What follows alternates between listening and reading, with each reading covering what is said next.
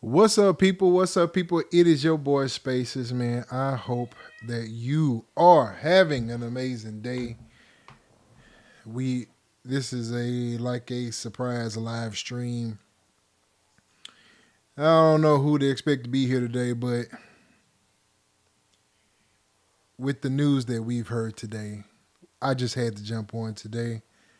I didn't even plan it. I just jumped on, which is fine. We're gonna get through it anyway.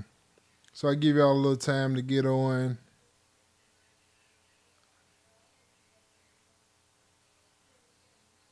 Let's see here.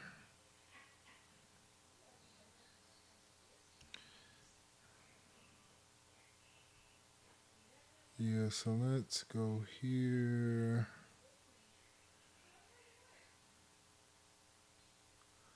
Are we live? We should be live. Yep, we live. Give it a little time to pop up here.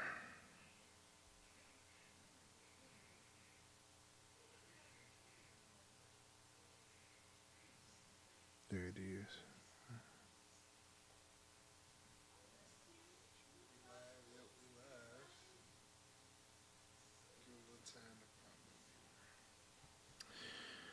All right, we are here.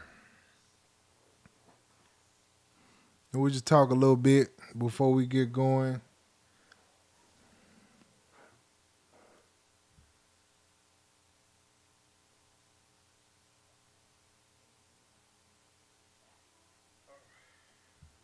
We're not gonna do that.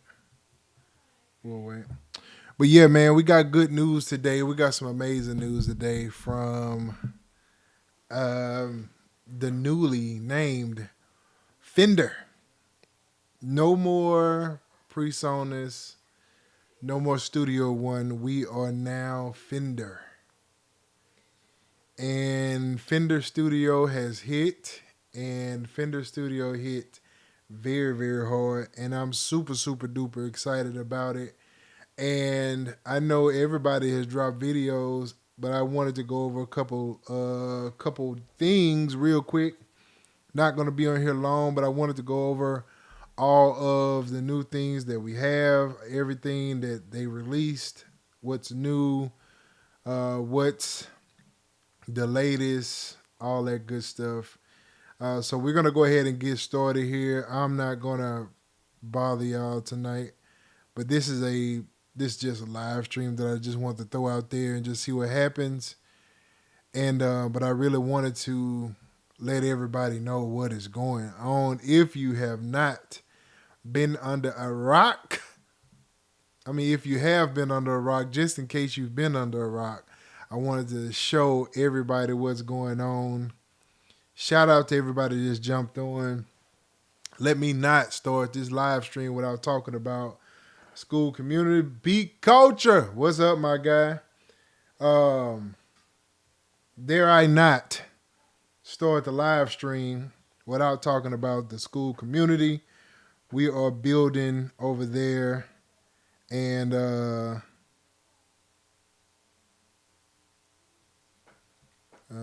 hold on, y'all. Okay. Right now and as soon as I get.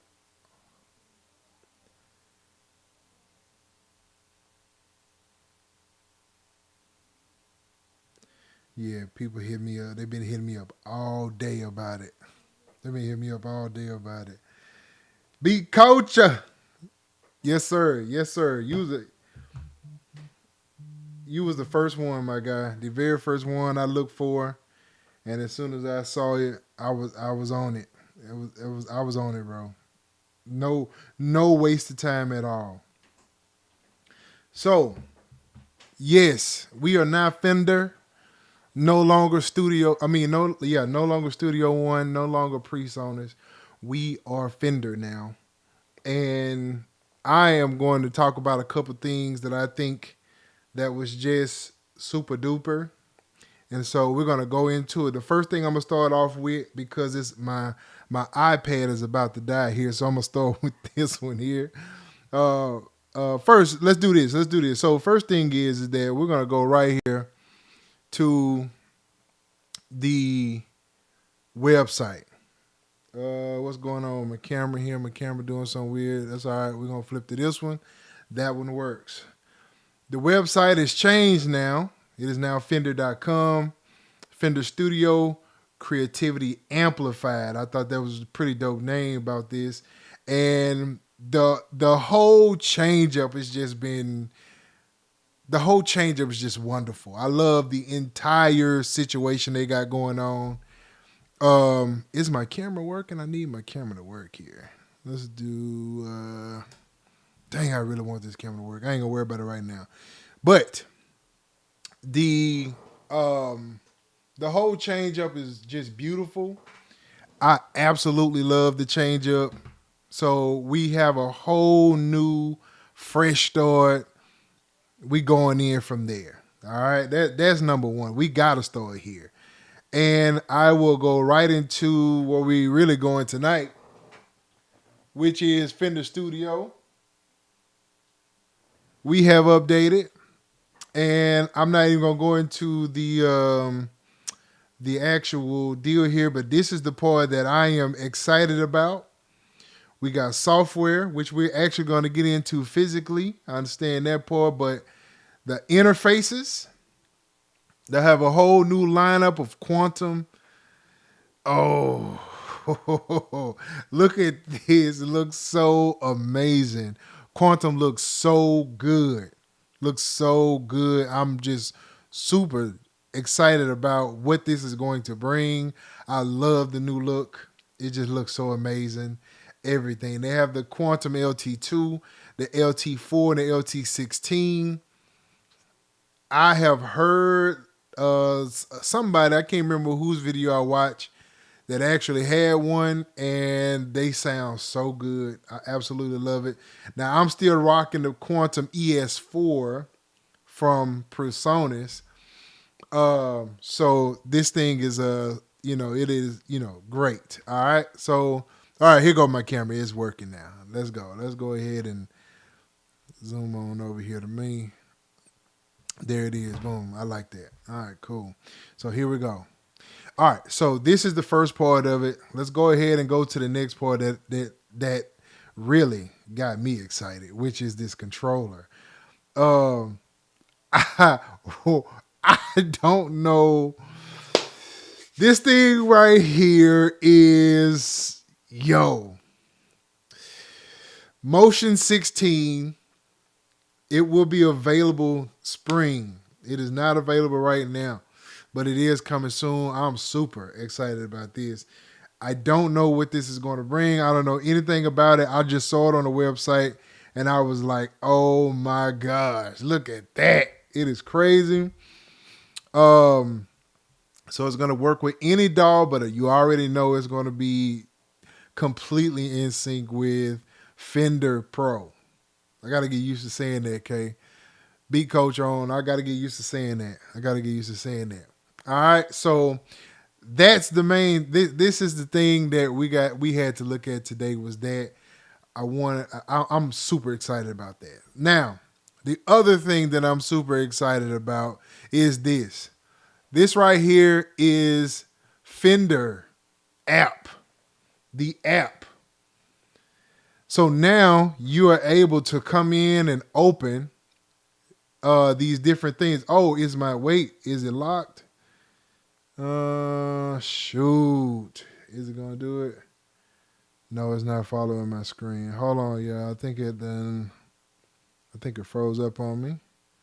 That's okay. We're gonna go back here. I'm gonna just kind of undo this and see if I can get back to it. Let's see here. Let's see if that brings it back. Okay, now let's see if it works this time. There we go. So this is your sessions. You're going to be able to open sessions in here. We go back. You're going to be able to jam in here. You accept that. Actually, when you have this, you can actually play sounds from it. I don't know if it's going to play out loud because I don't have it hooked up directly into it. But anyway, if you click any of these, it's going to play a sound. So you'll be able to choose that to actually start your jam session. Then you have new, where it takes you into the DAW. Oh, look at that. Yo, I'm excited about this. I'm excited about this. You can see up here, well, you can't see what I'm doing, but up here, you have the DAW itself.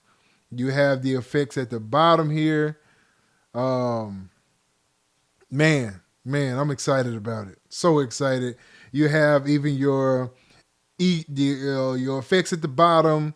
You have the actual name, track name. You can have your input.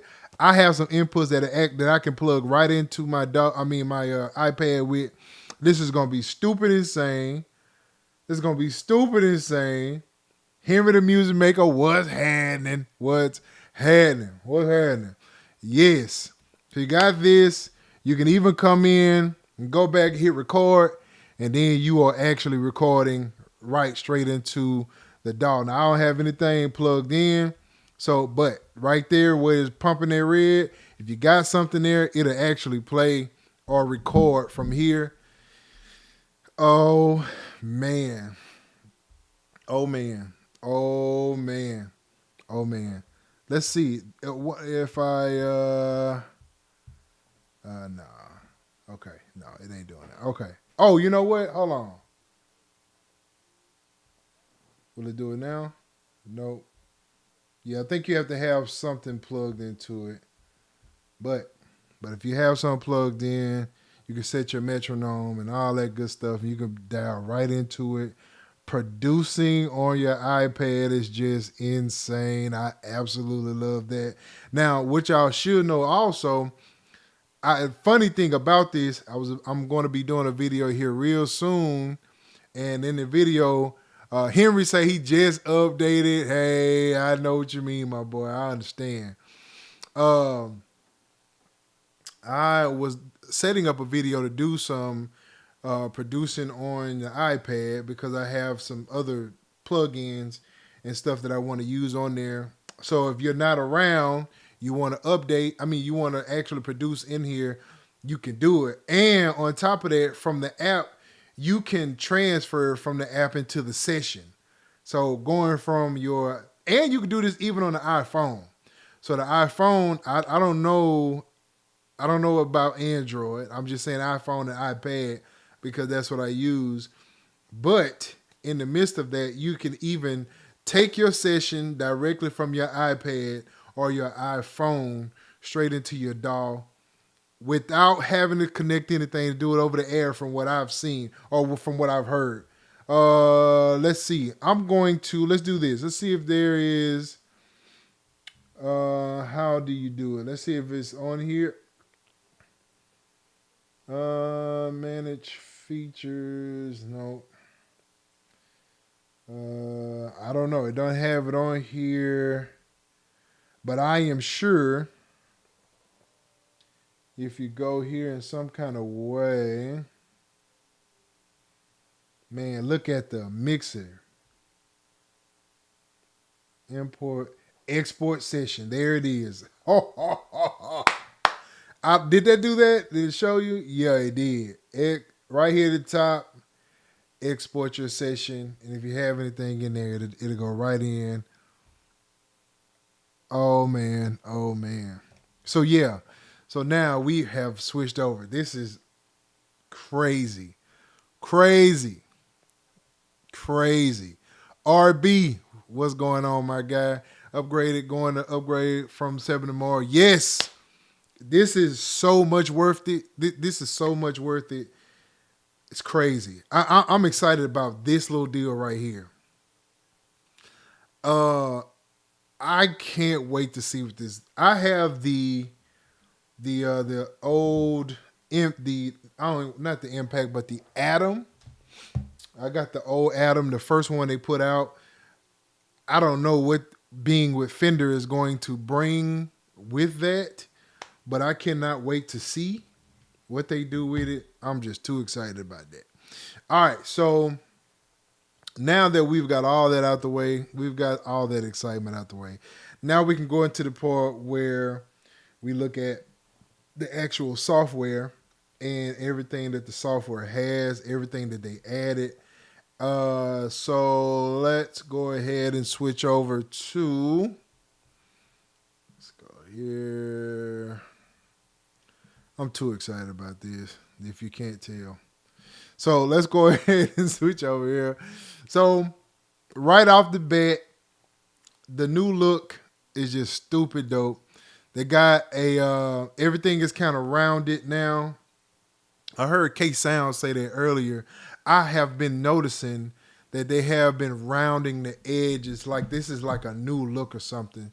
I've been noticing that with a bunch of different things, but so they have that round look. This right here, the channel overview was this right here, in my opinion, was the highlight of the DAW for me. Anybody that know I've been messing with Bitwig for a while, and I was kind of like going back and forth between Studio One and Bitwig.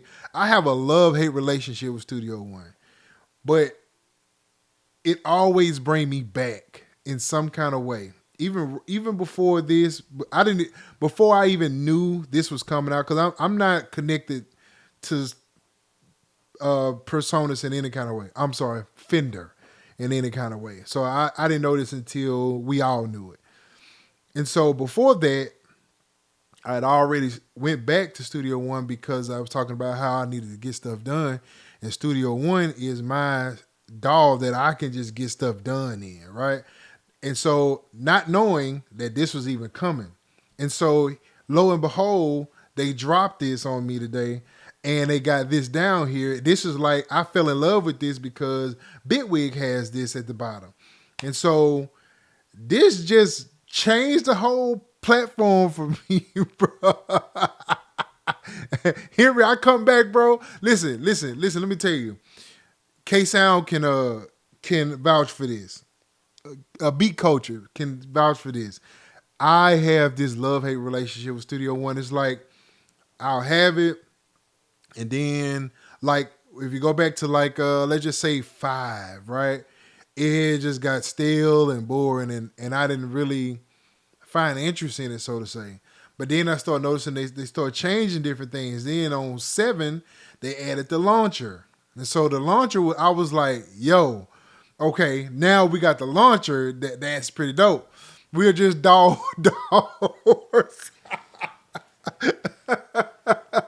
For real. For real, bro. That's pretty funny. We really is, man. And so with some things that I've been doing here recently, I was like, man, I got to get to work. I got to put out some more music. And then I started the school community. And so when I started the school community, I said, well, I got to get back to something that I can really use and really just kind of get through, because I wanted to show I wanted to show some different things over there. And so the things that I was showing, I know Studio One very well. So I know if I use Studio One, I know I can get through the things that I wanted to show. And so that's what kind of led me back to it. And so I jumped on, and then they had this drop here, and this thing here was the thing that I saw, and I'm like, yo, they got me. They got me. The channel overview is like at the top of the top for me. All right.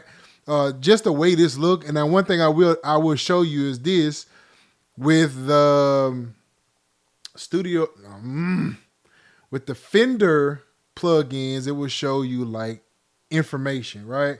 As far as like the graphics and all that. So if I play this,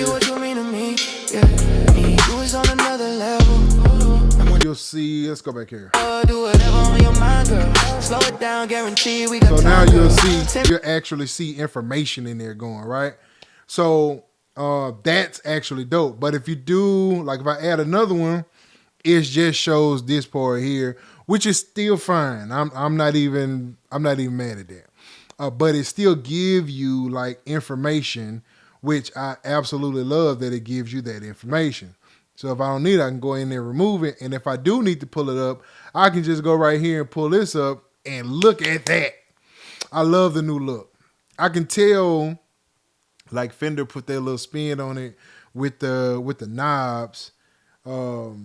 that's like a it's like an amplifier knob or something like that. So you know what I mean? That's how it go. And I fell in love with that. Bitwig showed some leg and we follow her. I know, bro.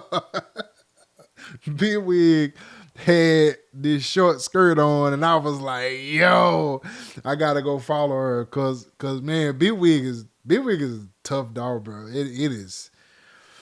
I have no hate for Bitwig at all. Studio One is just it's just my baby, man. I can't quite leave her. And so look how it looks now with the it's just this thing, man. Like even with the hurts and you can the soft cut and the low cuts, like the color scheme they have on here. Then um you could come in here. I think you can still change the color on this thing too. Am I right? Hold on, let's go. Let's see here. Can you? I'm sure you can. Let's see. Can you? I don't know. I don't know. I know you used to could change the color on this thing, but you probably still could. I just don't know what it. I just don't know where it is yet. I'm not gonna get lost in that. But yes, this is a very very tough doll, and I just love it, bro. I absolutely love it. Now y'all just doll bros, man. I ain't gonna lie to you, pro. I ain't gonna lie. Years ago, I got to studio. Well, back then, Studio One through Beat Culture. He was the one that actually introduced me to it, and ever since then, I've been on it. I've never been able to let go of it.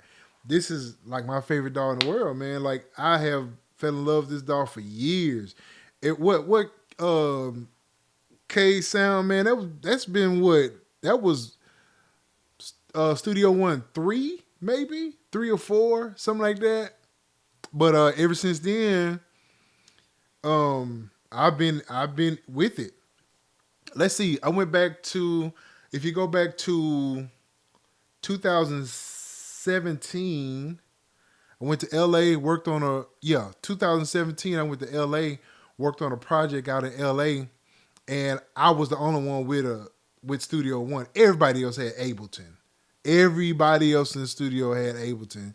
I had Studio One, and I was able. I really kind of ran circles around them, just how quick I can move around in it, and like transfer stuff from Studio One to like the DAW they were using. Of course, they had like Pro Tools, but it was just so easy. The drag and drop was very very simple, and so Studio One three, and so the how easy the DAW was to use. In that, I was able to actually just move stuff around very quickly, and so Teddy Riley. I know he did, didn't it? He did. He was. I saw him using it some years ago, and I never seen him use. I don't know if he still uses it now or not. But them getting DJ Jazzy Jeff was pretty good too. So, but yeah, so being able to transfer that, I was able to transfer it real quick, and I remember everybody in the studio was like, "Yo, how are you moving that so quickly?" They didn't even know anything about Studio One. They didn't know. It was probably six or seven of us. It was probably three or four producers in there that was just kind of sharing sounds of music and like loops or licks or whatever the case may be, and everybody else had to put theirs on a flash drive or something like that in trans. But there was a way that I could just send it over to the computer that was there, and people just was going crazy over that. But man, listen, it was insane. Insane. What's up, RB? RB says fact, but I still thank him for it. He did a few names as well. Yep, he sure did. He sure did.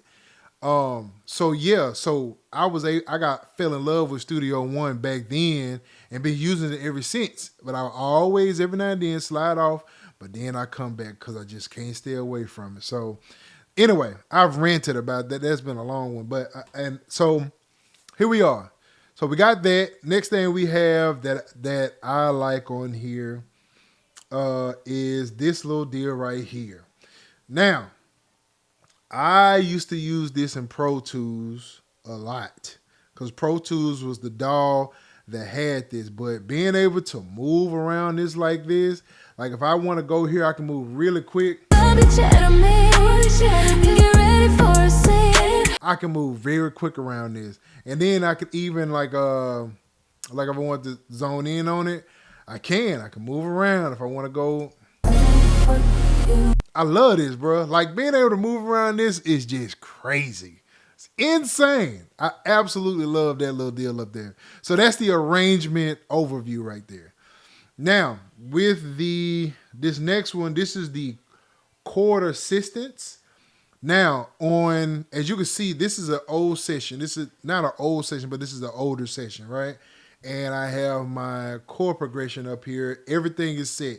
Now with this new one, I can come over here and it's gonna give me an option of something that would sound good, like coming after this. I hope I'm saying that right. Just coming after this is gonna give me a suggestion of what would sound good with this particular progression that I got going on. And so even this look right here is so much better, so much better, so much better, so much better to be able to have this, because the other one was all the way around and then you had to go and find whatever it was you're looking for. This right here, I can just go straight to C and I can add a sharp or I can add a flat and be right there. It's the best thing in the world. Then I can even come over here and choose whatever I'm trying to choose over here, add my bass. I can even add all of these different chord builders on here, and oh my gosh. And so add another chord for recommendations. And so if I want to go here, add a C sharp or whatever, I think this, hold on, let's see. You have to add it to the session or whatever. I ain't doing all that right now, but I just want to kind of show it. Because this was a good one, because the old one was not like that. The old one actually just had where you add whatever it was you wanted. But this one, if you're building a track, it'll give you options for a good progression after that. So, man. What was the next thing? And of course, they still got the splice integration. Studio One was the first one to do that. I was trying to read that. Hold on, let's go back. Let's see, effects.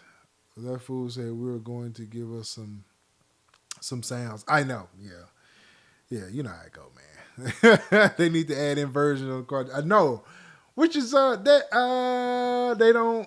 You know what? I don't think they do have inversions. They sure don't. They sure do not have inversions. I didn't even pay attention to that part. Yeah, you're right. That inversion will be good. Would definitely be good. Beat Culture says, great to see you excited about production, bro. I'm going to hop off and do my stream as well. Hey, man, absolutely, bro. Y'all definitely go check out Beat Culture. I know he's jumping on tonight. That's my guy. Appreciate you for stopping by. You know I'll be over after I get done, man, bro. Yep, absolutely. Check y'all later. Hey, RB, appreciate it, bro. Appreciate it.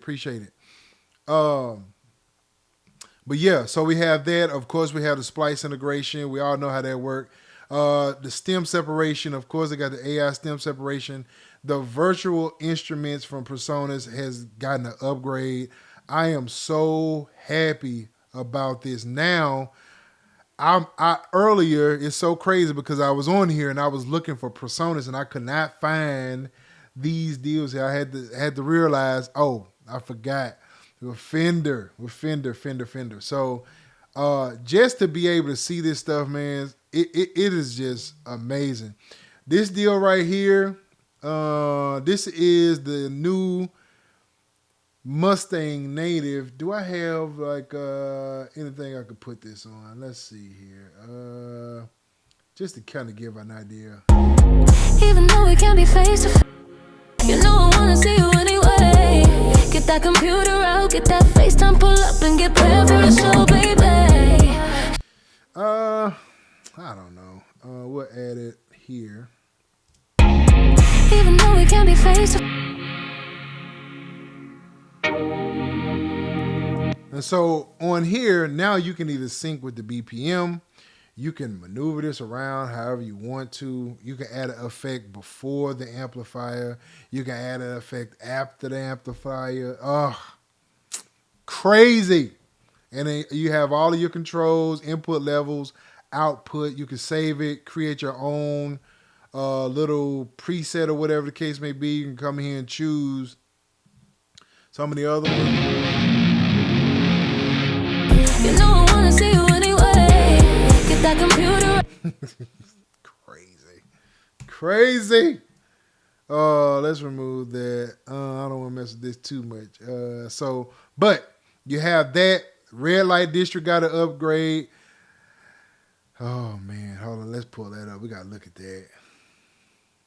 Man, it's so cool to see red light district get its upgrade. I'm so happy to see it get its upgrade. It was well needed. They did a great job with the look on it, and it still sound amazing. Red light district is one of my go-tos when I'm looking for some distortion. Absolutely love it. The EQ is just crazy.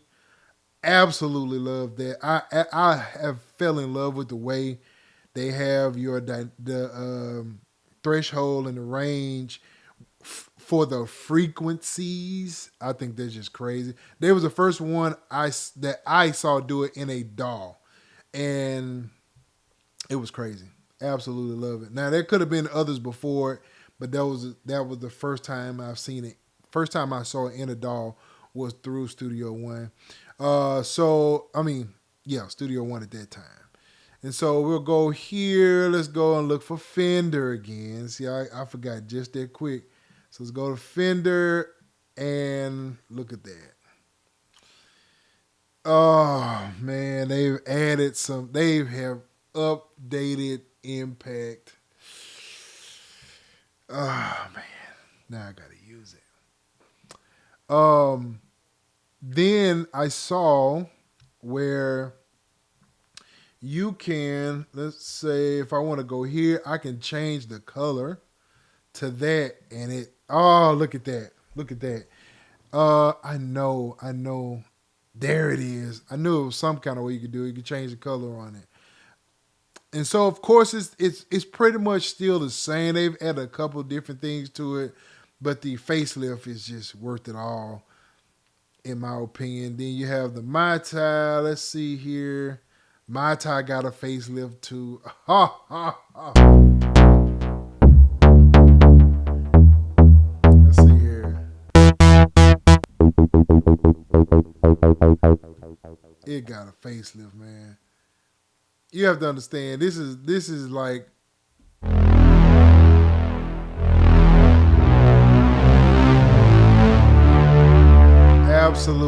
absolutely love that. Then even my Mojito got a facelift. It's got some color to it. Presence. Man, bro, it is so crazy to see this. Now sample one, this is gonna be good. I use sample one, and so being able to go in here and add, and I'm sure if I dig deep enough, it probably didn't add too much just from based on what I'm looking at. I did add this. This is kind of new. This is new here. Yeah, that is new. Okay, that's something I got to play with. But I use sample one for different samples. So being able to do that and add that into the mapping and waves, because I usually use a wave and find something to add in there and cut it out and use it from there, tune it. It is so good to see these facelifts, man. And that's the one thing Studio One Fender don't have a lot of plugins, so it's more for if you're doing live sound or if you got like third party, it's pretty good. But yeah, man, everything has came. Wait a minute, hold on. Oh, we cannot forget about this. We cannot forget about this. Hold on, where you at? Where are you at? Here you go. Here you go. Hold up. Hold up. We're just going to add it on this vocal here. Here we go. Studio Verb. Oh my goodness. Oh my goodness. Fresh kid, hey, for real. That white did look good. I think I'm going to be actually rocking white because it did look dope. Yeah. Like the new features on Impact. I do too. I hadn't dove in it yet, but I'm going to because I've seen a couple new things that it can do, and I want to test it out. This right here, Studio Verb, came with something that I've never seen before, right? So usually, if we are using a reverb, we have to play the sound in order to know what the actual sound, what the sound is going to be on whatever it is that we're playing. Studio Verb will allow you to come to this ping and let you hear what that verb is going to sound like before you play anything. How? I love that. So if I want to come here, I want to know what this sounds like. That's crazy. Hold up. Let's see how close this is to the vocal. Even though we can't be face to face, you know I wanna see you anyway.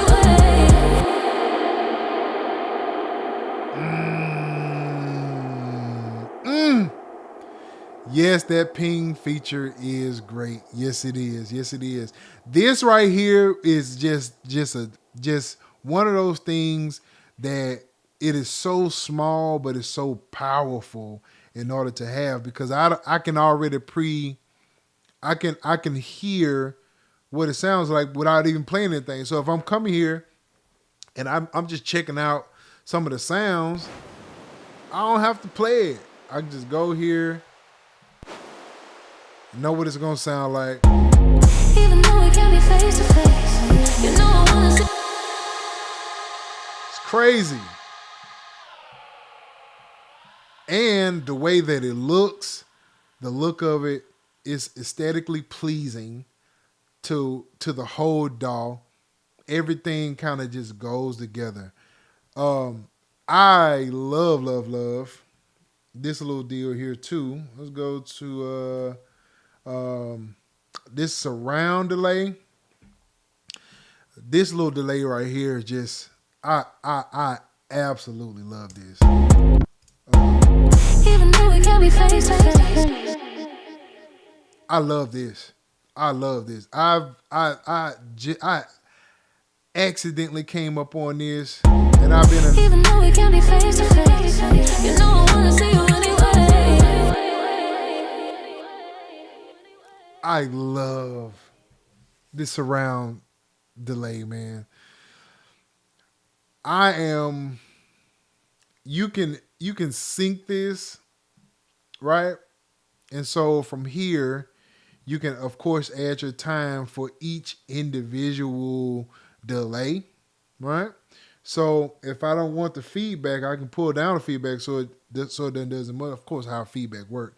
But the dope thing about this is that when you get to mixing this in and you get to adding this to, like, let's say like you do like a throw delay or something like that, man, this delay right here is one of the best on the market for sure, in my opinion.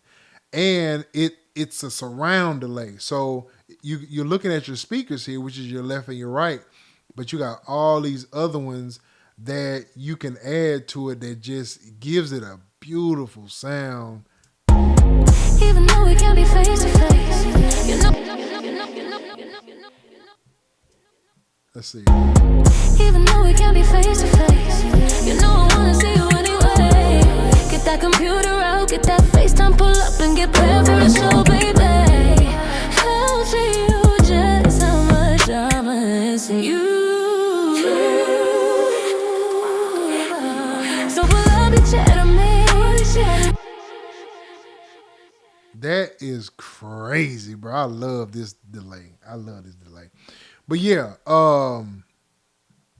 I think that is on the hand.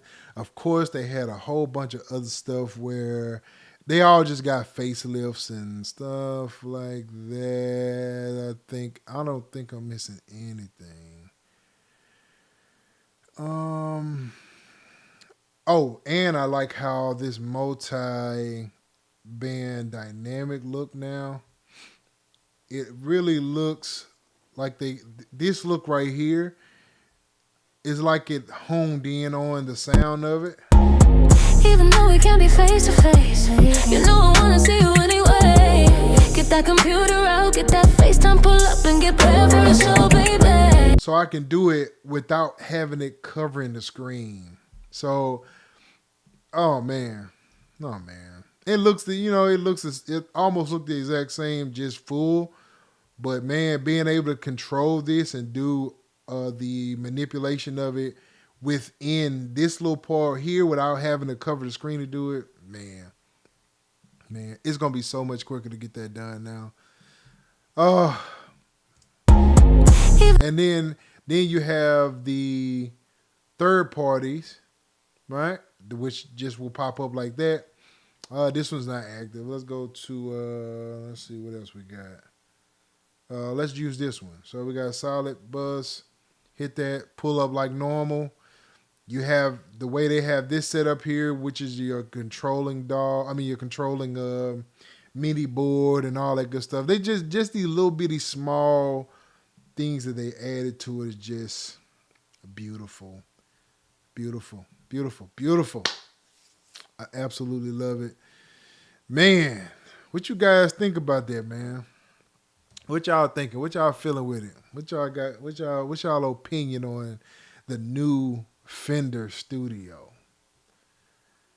I have I think it was long overdue. I think that this is the perfect time for it.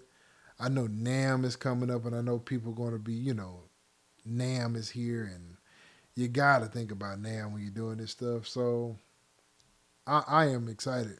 I'm excited. I hope that they continue to push this forward. I don't know what they're going to do with it. I don't know if, how far they're going to take it. Hate the name. I can understand the hate of the name. I can understand that. It is it's going to take some getting used to. Fender Studio Pro is going to take some getting used to say that, especially when Studio One Pro just kind of flows a little bit better. But I understand, man. I understand when you say that. I can understand that. But outside of that, I got to get used to saying that, by the way. But outside of that, this is the from the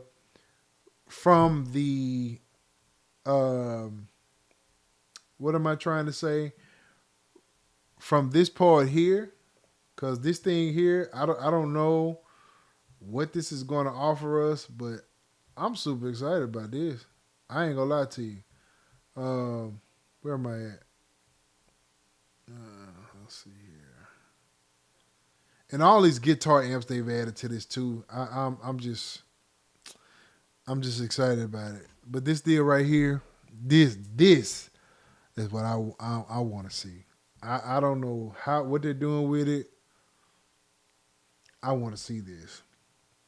I wonder if the pads will match the color of Impact.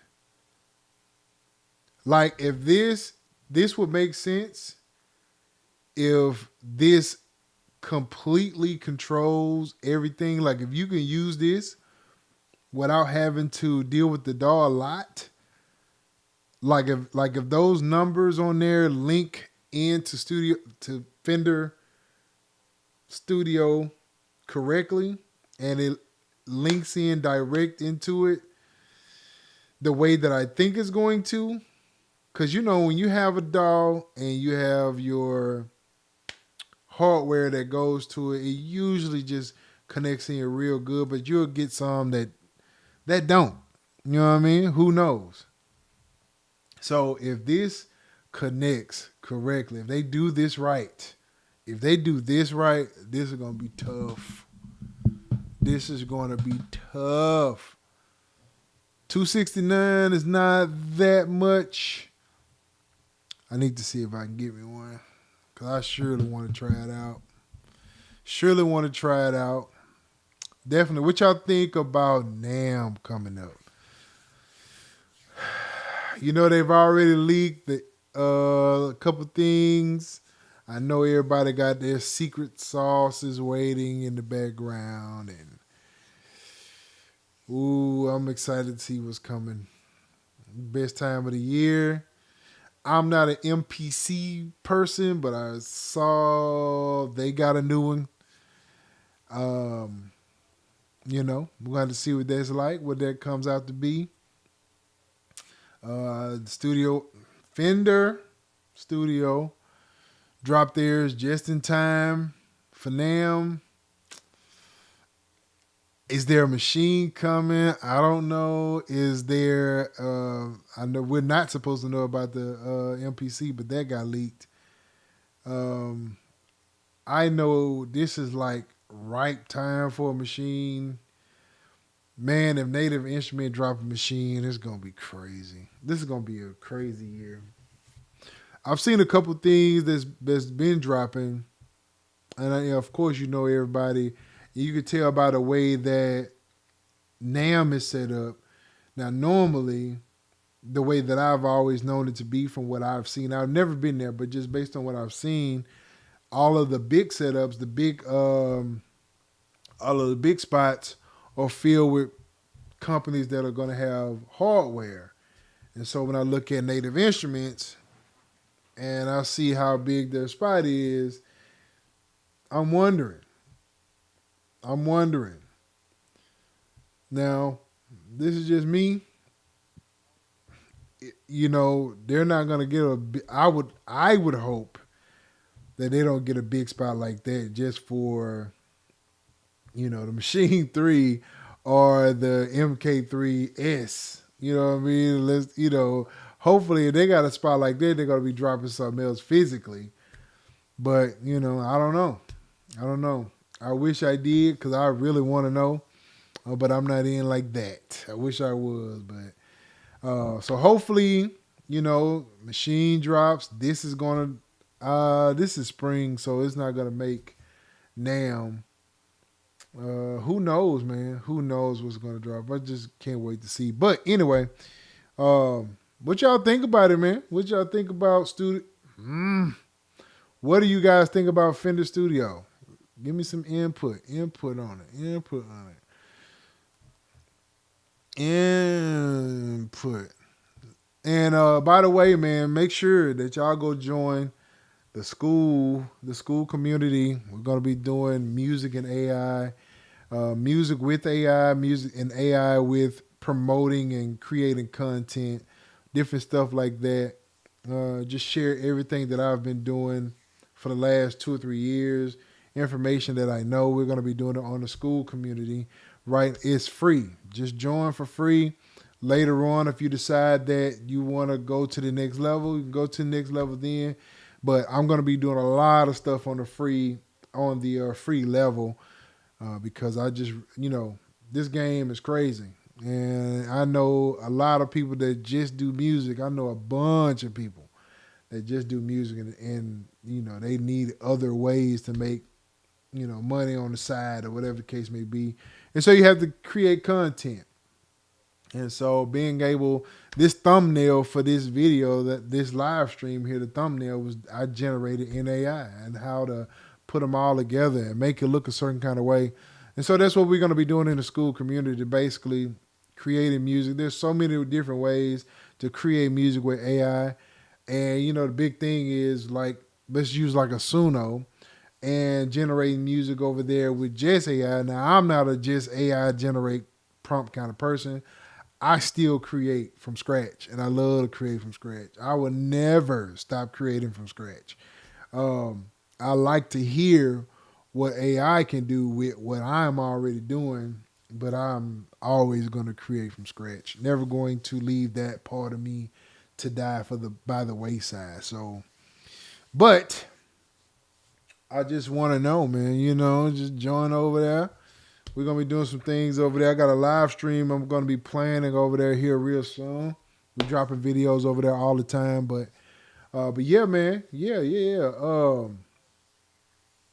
What else is going on? We got a video coming. Open Beat AI. I got that video dropping this week.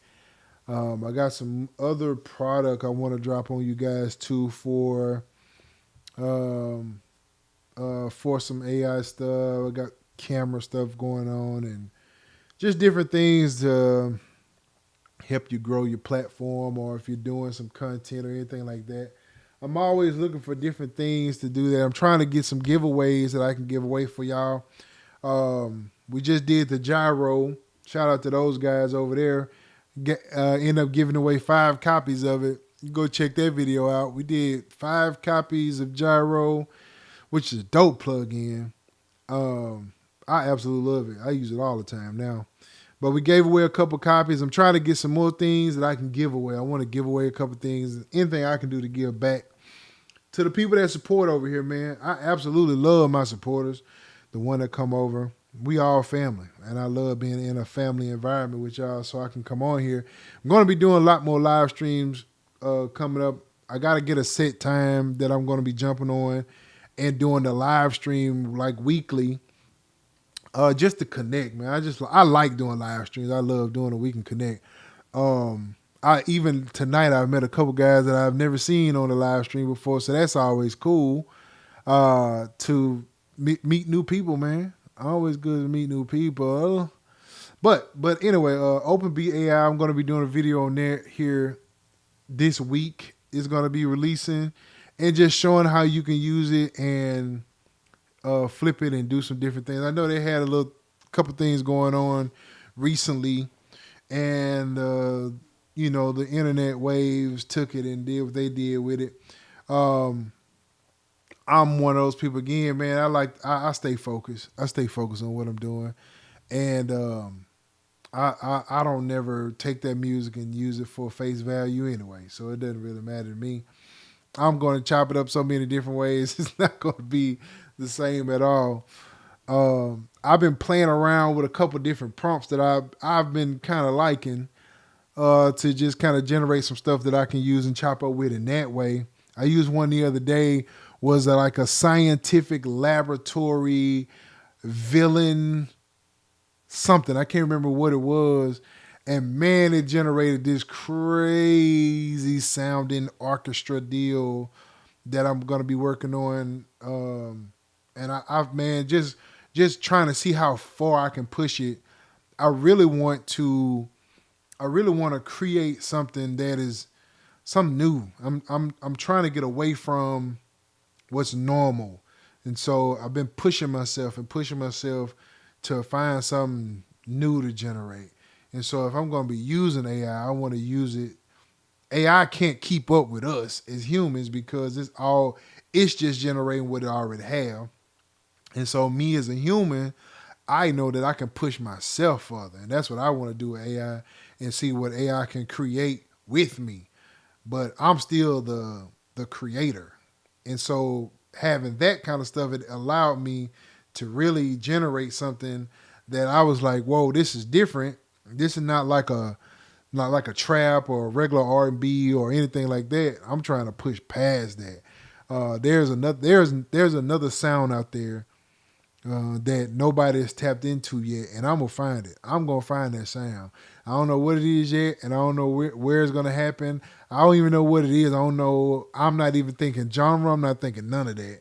I just want to create something and push myself to create something that sounds like nothing that we have out there. And I'm just gonna push until I get it. I believe I can find that sound that nobody else is doing and really run it up with it. And I believe that if we all as music producers or beat makers or whatever you want to call, I don't get caught up in the name. I say producer because it just sounds better. Us as producers, we can just continue to just try to push past what's normal. Now, really and honestly, what's normal is what kind of sells in a sense. Producers are always talking about what's new and this and that, but the fans never care about that. People that listen to that music want to hear what sounds good to them. But for me, it's like a quest to find something that nobody else is doing. That's how it was back in the 90s and 2000s when I first started. It was all about creating that sound nobody's ever done. And that's how we got to where we at now. But I believe there's another sound that's brewing, come with AI or with new things, with revolution of whatever it is that we do. There's always something new generating. And so who would have ever thought that AI would be what it is right now without the past of what it was? And now we're here, and now people are prompting these different things that we couldn't do at one time before. So it's always moving forward. And I feel like that with music, that there's a sound, there's a collaboration of these different genres maybe put together, or these different sounds that would normally not go together, but there's a way to make it go together and generate something else, and just find wherever that is, because AI is going to get all of the perfect sounding four to the floor, this progression that makes sense and all of that. It's going to do that. It can already do that. Really, actually, AI generates some pretty decent music. I remember a year ago when we were saying we didn't know what it could do a year ago. But when I started seeing the writing on the wall, I'm like, yo, we better get ahead of this thing. And if you go back down my channel, you'll see some of the old videos where I've been talking about AI for a minute, because I just saw stuff behind the scenes, working with different brands and things. And I remember Output when they had Arcade, and then after Arcade they did their co-producer, but the first original co-producer was a website that you can go to and type in this prompt. Output stepped in it very, very early. And the co-producer, the first one, I did a video on the co-producer, and nobody was kind of peeping it in. Nobody knew about what was going on. But I saw it because I'm connected with Output. And so when I saw them put this out, I was like, yo, that's kind of dope. And so the new co-producer we looking at right now in the DAW started on a website like years ago. And then it turned from that into where you can create like these sound packs. And so these sound packs was royalty-free sound packs that you can basically generate from prompts. And so even then I'm like, yo, this could take off. This could really do something special. And so I just started paying attention to it. And man, it can just do anything nowadays. Let's see, what is it? Did they finally, hold on, what did he say? I can't see it. Did they finally had it hand scroll? What part hand scroll? What part are you talking about? But yeah, man, I'll keep talking, but tell me what you're talking about so I can answer that question. But yeah, man, Arcade just opened up a whole nother world. I remember when we first started working on Arcade back in the day, building those kits. And just that idea of, I remember when we was building the kits with Arcade, and I remember how when Arcade first set it up, I remember when we was doing them, it was just loops. And then they started doing loops that sound good together. And I thought when they started doing loops that sound good together that they was on to something with that. And so Arcade kind of took off from that. Mouse 3 has scroll on arranger. Oh, let's see. Let's see. I know what you're talking about. Let's go here. So I think you're talking about here, up at the top deal here. Is that what you're talking about? Mouse 3 has scroll on arranger and MIDI editor. No, you can do this. I think you're talking about like scrolling through it or whatever. Now you can do it with. Now I'm using a Apple trackpad, and so I'm just. I don't want to say it like this, but I'm two fingering it, and I can move around pretty well on it. So now it just depends on how zoomed in you are. So if I'm zoomed like super tight, I can still move it around up or down like that. It's just I think that's what you're talking about. I think that's what you're talking about. So Distant lover, distant lover, I'm waiting for you,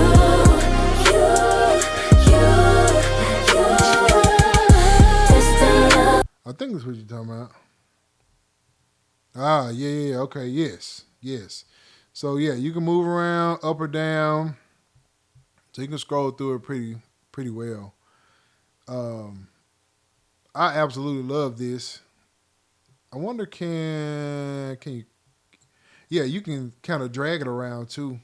I think I think sliding it around is a whole lot better though, in my opinion. But you can drag it if you want to.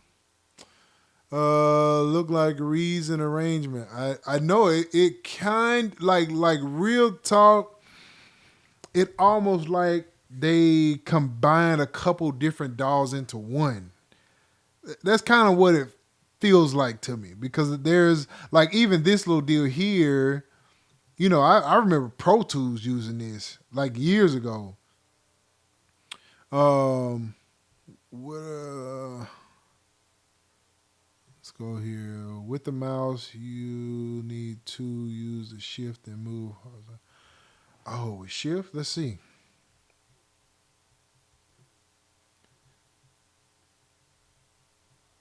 Uh, no, it's the same thing. Shift does nothing. Shift does nothing. Now, what would be cool if you could zoom in and zoom out with like a trackpad like that, because you can in the DAW, but you can't in the arranger deal up here. Now, if you have like, I think what you're saying, oh, the mouse wheel and the mouse wheel. Okay, so I don't know about the mouse wheel because I don't have a mouse wheel. I don't know. That would be cool though. Actually, I wish I could actually do that with this deal here, but it won't. But in the arrangement, are you talking about the this deal here? Has impact, workflow improve for boom bap production. You know what? I haven't dove into impact yet. I don't know. I don't know. It has a different look to it, and it has upgraded a little bit. I don't know. I don't know. So, there you go. Pro says they've added a couple things. Yeah, so they've added a couple things. I have not messed with it just yet. I have not messed with it yet. This is gonna be cool. I wonder. You know what? Let's do this because I have not. One thing I have an idea was checked. But this is it gonna still? Yes, it does. Oh, yes, it does. Yes, it does. Does it do the same?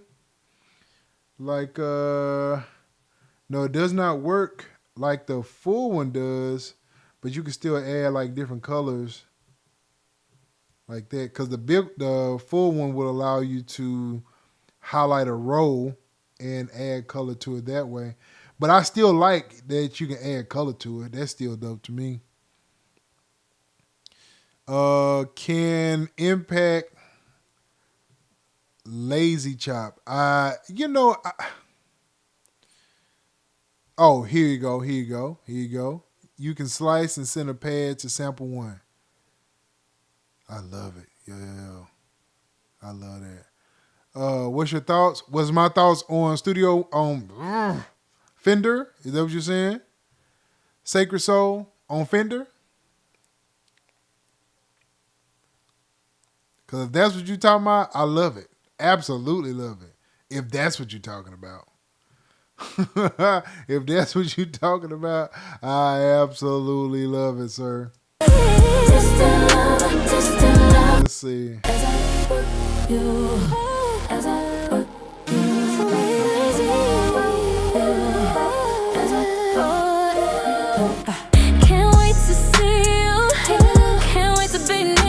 Yeah, I absolutely love it, bro. Let's see. Already I feel you. Can't wait to see you. Can't wait to be near you. Already I feel you. Trying to add let me log into this real quick.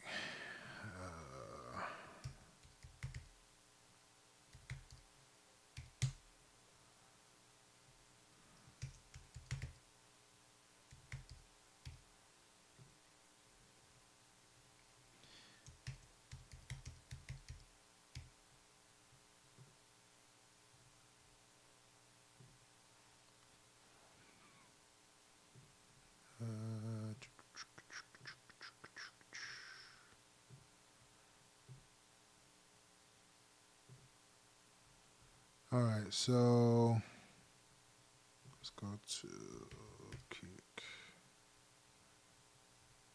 I want to see if I can. Yeah. All right. So now we can switch back. All right. So let's take this. Just add it right there.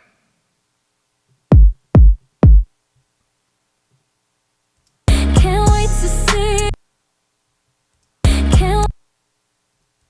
Can't wait to see you. Can't wait to. Can't wait to. Can't wait to see you. Can't wait to be near you. Can't wait to see you. Can't wait to. Let's see here. Can't wait to see you. Can't wait to see you. Alright, so we cancel. Let's see, where's my. Can't wait to see you. Can't wait to be near you. Already I feel you. Let your love come over me. So tense, my mind is in a time until you're right here. Yeah, see, having that right there is just so much more convenient. It's just so much more convenient having that over there. I know that's not new. That's not the point of it, but I'm glad they added it down here. But yes. Can't wait to see you. Can't wait to. All right, so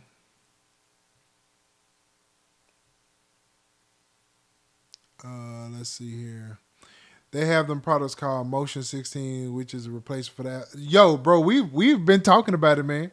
You late to the party, my boy.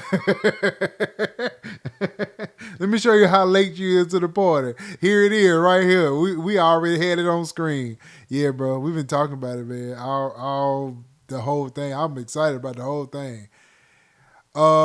It's on Sweetwater. Wait a minute. Hold up. Hold up, sir. Hold up, sir. Hold up, sir. Wait a minute. Let's just go in Motion 16.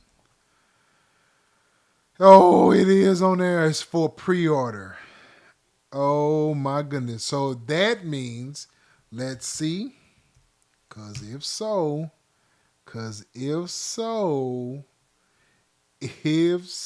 let's go back here. Let's see what we got. Let's just see. Saying not yet. Okay, so my guys in Sweetwater got it. Okay, Sweetwater. Ooh, bro, let's see. I want to compare it.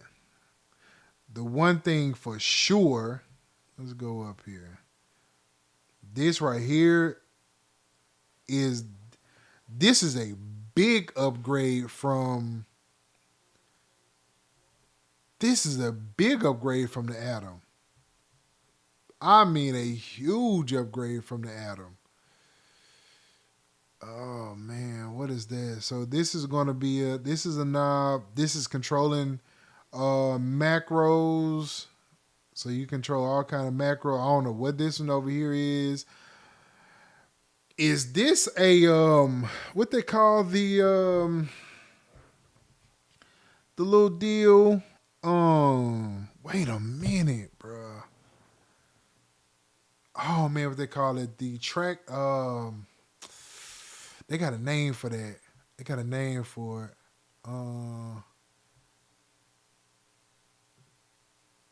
If you demo, there's a video on the official. Is it now? Let's go see. Let's go see. I'm down. I am down. Let's go check it out.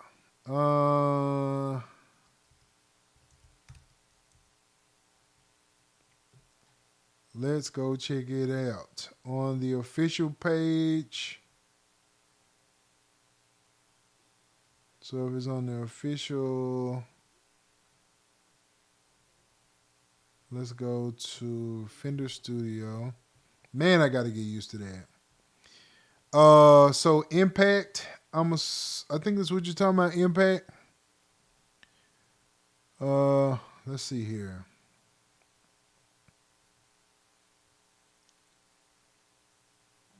Touch Strip. That's what that is. That's the name. That's the name I'm looking for.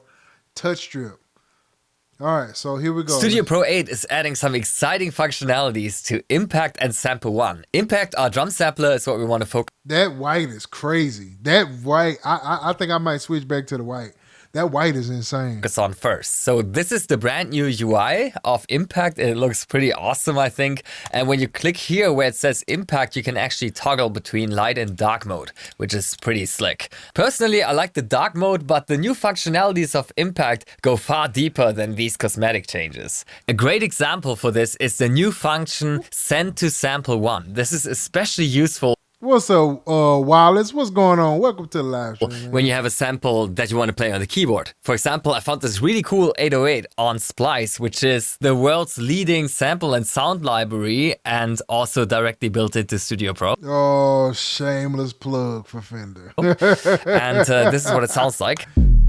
And I can simply drop that onto the Impact sampler by just dragging it like so. And this is really profound because it has to download that from a third-party website and it does all that in the background. It looks very simple, but it isn't. And now I have that here assigned to my Atom and I can play the sample. So that's all fair and good. But how do I go about playing this across the entire piano roll now? Well, we have a new function in Studio Pro 8 for that, and that is accessible through a right click, Send to New Sample 1. When you click that... Oh, wait a minute. Is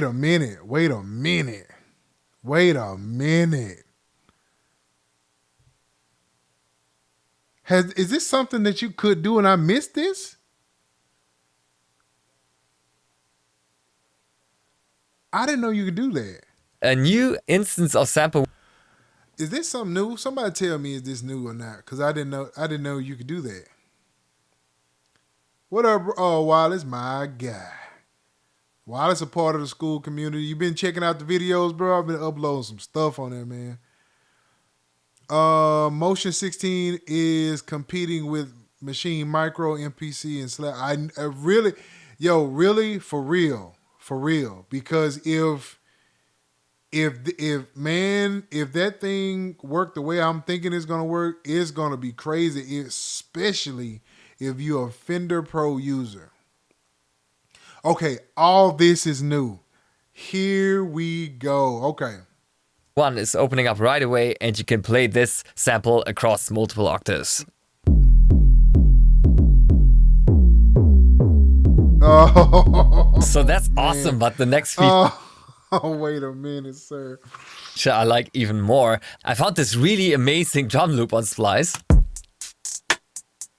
And I would like to use that as a starting point for a new beat. But obviously I don't want to use it in its current form. Also because I'm an artist and I want to create my own things with these tones, but I don't want to use the pattern of somebody else. And that is super easy now because you can simply drag and drop this loop right here again onto Impact, but before you let go, this time you're gonna hold down Shift. And that was possible before, but what would happen in the previous version 7 is that it would simply slice it at every transient. This is no longer the case because now you actually get an editor, like a slice editor, that's very similar to the bend menu, but built directly into Impact. Oh, wait a minute. Yo! Oh, so yeah, G Smith, I think this is answering the question that you had about about chopping up and sampling in Impact. So you completely bypass the need to first drag this loop onto the timeline, then set your split points with the bend marker menu, and then re-import that. That was such a hassle. None of that is necessary anymore. Now you can very simply analyze the slice points where you want to have the next pad start, and then you can also zoom in, make individual corrections just like that. And once you're ready, you can hit slice. Now when you have the create part option active, then this will actually reproduce this loop onto the timeline, but in MIDI. At first it will sound the exact same.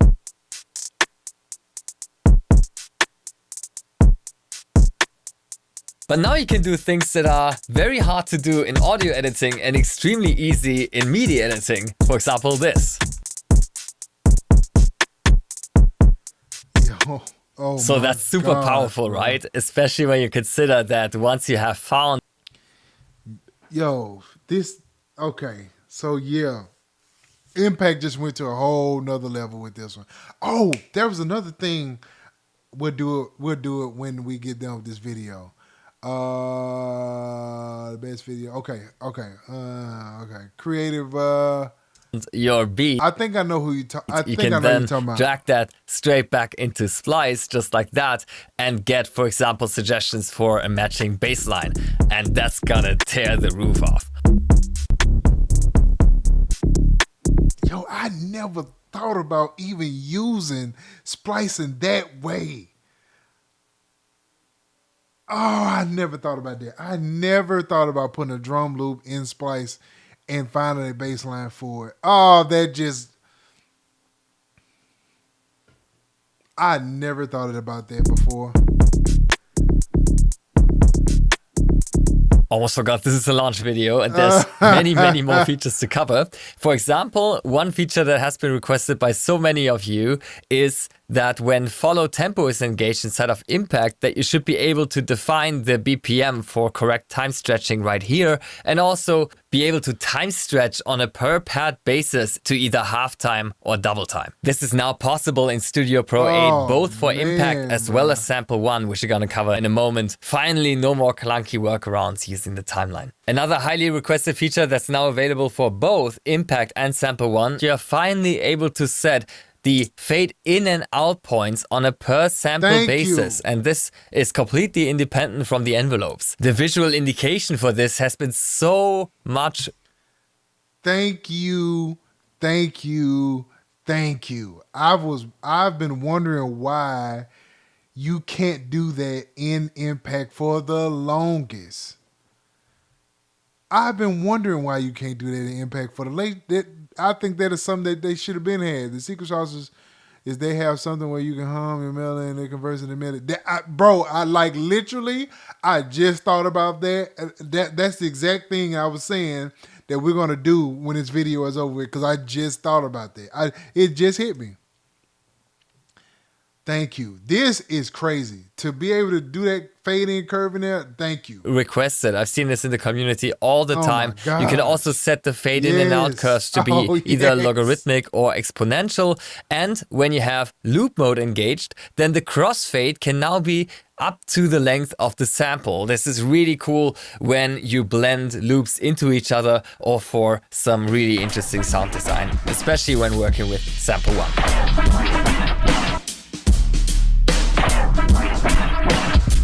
Ooh-wee. Now that we're already Ooh-wee. on the topic, let's talk about Sample 1. First of all, it has a gorgeous new UI that, just like with Impact, can be toggled between light and dark mode. Dark mode looks especially nice on Sample 1, I find. And the new fade in and out. I think everybody feels the same way. Welcome to the live stream, by the way. But I think everybody feels the exact same way about this rebranding. This rebranding name is just, it's insane. I don't even know. Yeah, I understand it, but it's hard to say Fender Studio Pro. But I understand it. You're getting rid of the PreSonus name. In a year or two, we won't feel this way. Hopefully. Hopefully we will be moved on from it by then. Let's see. What does that say? Time stretch built into the drum machine. Is time? Yes. Based on what they just showed, yes. Time stretch. Is that time stretch though? I think there would be time stretch if they have the follow. It's called follow tempo. That's what I'm trying to think of. Follow tempo. I think that's what you're talking about. If so, yes, follow tempo is in there.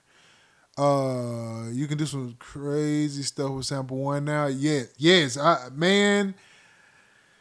Who just being able to even just being able to transfer from Impact to Studio. I mean, sample one like that is just crazy because sometimes you have like a 808 in there, and maybe you start out with it just being one way, but then you want to add like melody to it.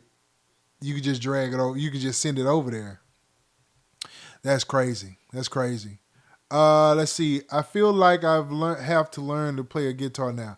You should definitely go learn how to play the guitar. I suggest anybody learn any instrument. I am learning the piano as we speak, so I understand. I would have called it Fender 1. Fender 1 sounds so much better. Fender Studio is a problem. It's a problem for sure. Fender 1 sounds way better. I know. Fender Studio Pro is just a problem. Let's see. I'm glad about all the Fender plugs added, especially bass. I know. That like it's like a Fender added some dope stuff to it. Fender getting it is really, really good. Really good because they're gonna add some different things. If y'all go back at the beginning of the video, because my iPad is dead now, we even got an iPad app that we can create in now. And we did not have that before. We had the one that will allow you to kind of add for the volume and the faders and all that, but we did not have where you can create into the iPad or iPhone, but now we do. And I know Fender has something to do with that. The amplifiers that's probably going to come with this, probably already built in, is going to be crazy. I already know. I already know it's going to be crazy. Fender add a lot to this. They actually do add a lot to it. If we call it Studio Pro, I think it might be okay. Wish they wouldn't have called it version 8. That went by too fast. Version 8, where is Studio Pro 1 through 7? I understand why they did 8 because they want to make it like a continuation. I mean, if they would have changed it like that, if they would have went like what you're saying, um, it would have been fine with me. I don't think people gonna care about the name in 2 months. Let's see here. You can change the tempo inside the impact, which is yes, that is dope. The mobile app is going to be high. As soon as I have a way to record into my iPad, or I'm going. Oh, it's going to be crazy. I can see that. I have a couple Bluetooth MIDI controllers that I can use. That's gonna be crazy. That's gonna be a whole nother world. Let's see here. We never really say Persona Studio One. We've called it Studio One. The Studio Pro sounds okay, just bad for PR. I can understand that. Because I've called it Studio One. I've never called it Personas. I've like to me the company was Studio One. To be honest, naming stuff one wasn't a good idea when version one existed. Xbox One didn't go to Xbox One 2. They changed the name. You're right. I think numbers is just a bad idea anyway. I've always thought numbers as far as in the name, like Studio One. But I mean, I get it. I'm not a name whatever. Even my name spaces came from a weird place. It was just, I don't know. I ain't gonna get into that story today, but I understand. Let's keep going here. Options that are again independent. One impact can be toggled between light and dark mode. Dark mode looks especially nice on sample one. Impact can be toggled one. First of all, it has. I want to see this color. In like the white in sample one don't look like the impact. It don't look like it do for impact. Like I can see this in the dark version, where with impact I like the white version of impact. Yeah. And they actually took away because there was other colors at one time. I haven't used Impact in a while, but there was other colors at one time that you could change it to. It's like orange and blue and green. But I don't care about the color that much. But the white don't look good to me on sample one like it do on Impact. Impact could just look dope. It's a gorgeous new UI that, just like with Impact, can be toggled between light and dark mode. Dark mode looks especially nice on sample one, I find. And the new fade in and out options that are, again, independent from the envelopes work extremely nicely, especially with less percussive sound material like this.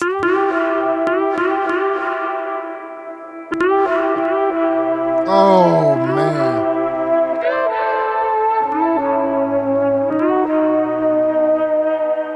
Amazing, right? Thank you, Fender. See, that to me seemed like that's a Fender upgrade, in my opinion. Maybe Personas thought about this, but Personas have had sample one for years, and they have never added this in here or Impact. This may be a Fender upgrade, and I can't say that specifically because I don't know, but they've had sample one and impact for years, and they've never added this feature into it. And I think it was the most simplest thing to add. You want to have some kind of control over it. Your DAW does it. Why not have control of that in these plugins?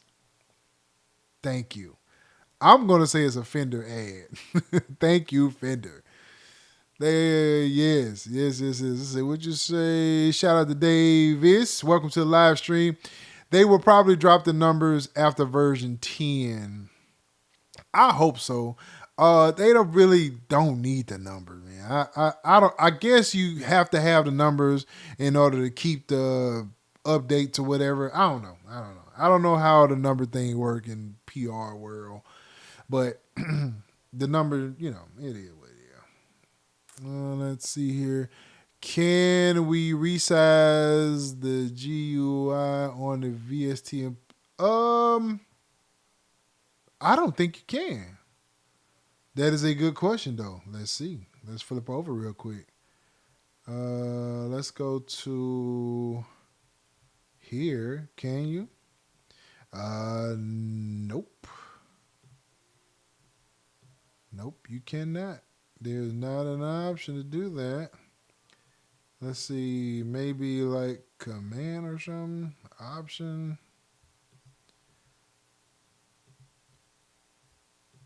Nope. Nope. Does not have the option. The size is the size. Maybe that's something that come in the future, or I just don't know how to do it. Let's see if there is this automation. Yeah, nope. I don't think you can, but yeah, that didn't do it. Yeah, I don't think you can. It's not picking up anywhere. Yeah, so yeah. It's kind of a bummer, but we're gonna roll with it. Especially together with the brand new Studio Verb plugin that I'm also gonna feature in a dedicated video, so stay tuned for that one. Probably the biggest feature of Sample 1 is the Mod Matrix, which features a couple of automation and modulation targets that have not been accessible before, and I've been asked about these all the time. I'm so glad to finally tell you it's here. For example, this is gonna be pretty cool. If you use Sample 1, this is gonna be cool because you're gonna be able to like manipulate a bunch of different sounds in many different ways with this, and I absolutely love that. Let's see. What you say, G. Smith? How they missed the resize is an issue with working. I know. I know. I was thinking the same thing. The same thing I was thinking. Maybe it'd be something they add later on. Would you say Pro version numbers aren't bad? That's literally why people think FL is so much better since I know. You're absolutely right. FL been around for a while. And really, they have really kind of pushed the bar. So I know that I can understand that. Davis, how do you chop samples in Impact? Pretty much. Let's go back. I can show you. Here's how they do it. Because this is a new way of doing it. There was ways. It was kind of like this in the beginning, but they've added a new way to it. I'm going to go back. Let's finish this, and then I'm going to go back and show it to you. Be really something for all the electronic music producers out there. You can now automate things like loop length, loop shift, and the start at the end point of the sample. Can you believe it? We've been waiting for this for so many years. Yeah, you don't say. And this allows you to do some incredibly expressive modulations like this.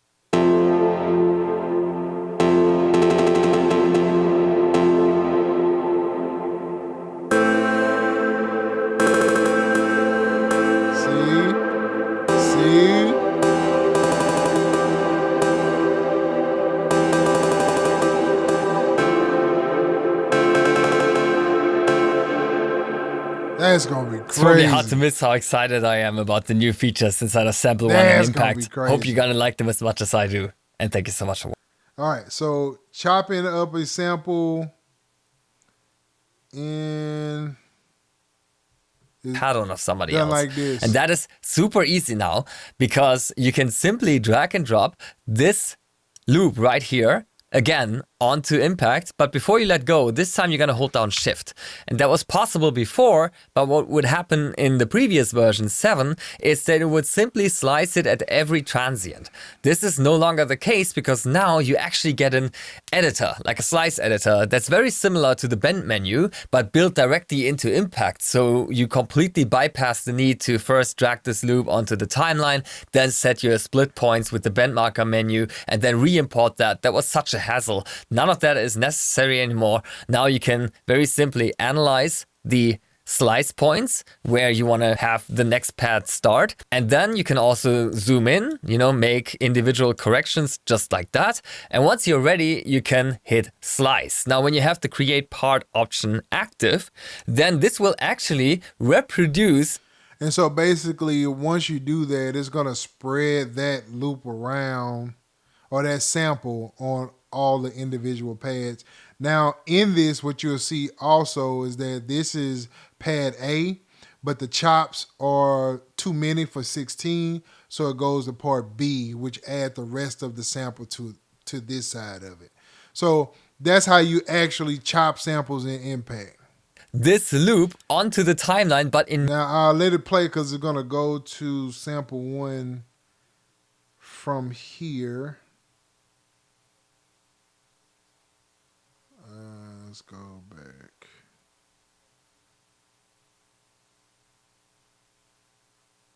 Here it is. engaged, then the crossfade can now be up to the length of the sample. This is Oh no, that's not it. Here it is. just dragging it like so. And this is really profound because it has to download that from a third-party website and it does all that in the background. It looks very simple, but it isn't. And now I have that here assigned to my Atom and I can play the sample. So that's all fair and good. But how do I go about playing this across the entire piano roll now? Well, we have a new function in Studio Pro 8 for that, and that is accessible through a right click, send to new sample 1. When you click that, a new instant. And so there you go. So from here, when you're chopping that up, you can either add it for mapping, where you can actually set how you want to specifically chop that. The wave will only play the actual sample up and down, but if you do it in the mapping, it will actually spread it across mapping. If I'm going to sample, if I'm going to chop samples, I'm doing it in Impact. I'm not going to. Sample 1 is specific to what is used for. That's just the way I look at that. That's just my opinion on it. All right, so I'm going to go ahead, flip back over here, and let's see what other questions. Let's see.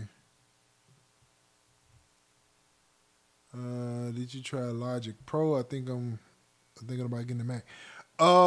Actually, I've used Logic Pro before. I'm not a Logic Pro fan, but I do think it's nice. Apple just released a brand new creative pack or something like that. It's like $12.99. And it has Logic Pro in there. I don't know if it like updated or something, but it almost kind of looked like they're taking Logic Pro into the AI world, it looked like. I don't know. I couldn't really tell from the commercial, but I know a bunch of people use Logic Pro for sure. But I've used it once before when I first got my Mac, but it's not anything I want to use all the time. Just not my type of DAW, if I say it like that. But it doesn't mean that it's not a good one. What else? That's similar to the MPC key group. Yes, it is. Yes, it is. That is definitely kind of just like it almost in a sense.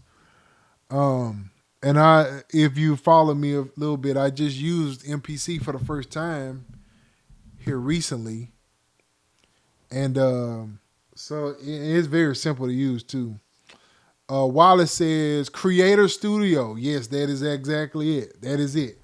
So Creator Studio just dropped today, as a matter of fact. Just dropped today. Logic Pro got an update. Did it now. Do we need to go over there and check it out? Let's go check it out. Because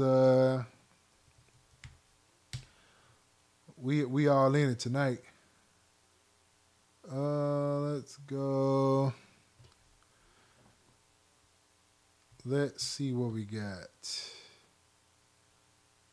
I don't need to look at no more Macs and iPads because, gee whiz, I spent so much money on this stuff, man. Let's go to Creator Studio. Do they not have it on the Apple website? Yeah, there we go. So yeah, they got this. All the apps you need for everything you create. Available starting 128. Let's see what they got in here. Ooh, that's interesting.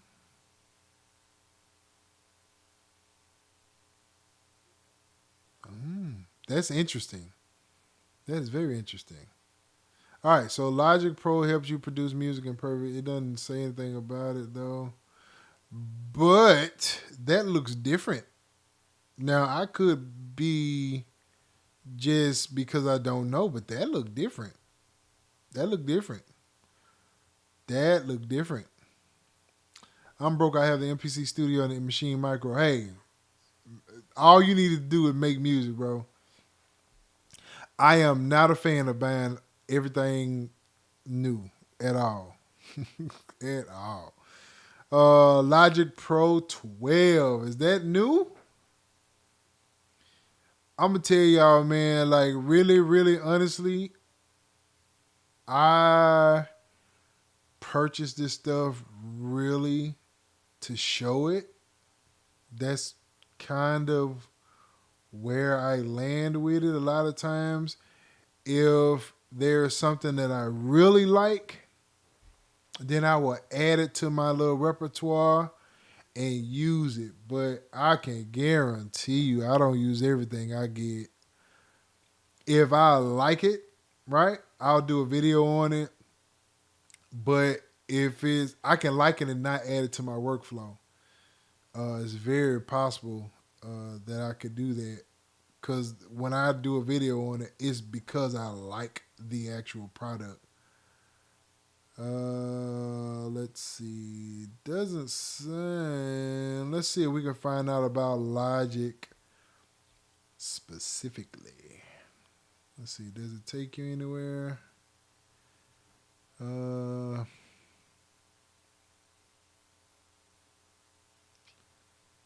Let's see. Let's go back here and go to Logic Pro.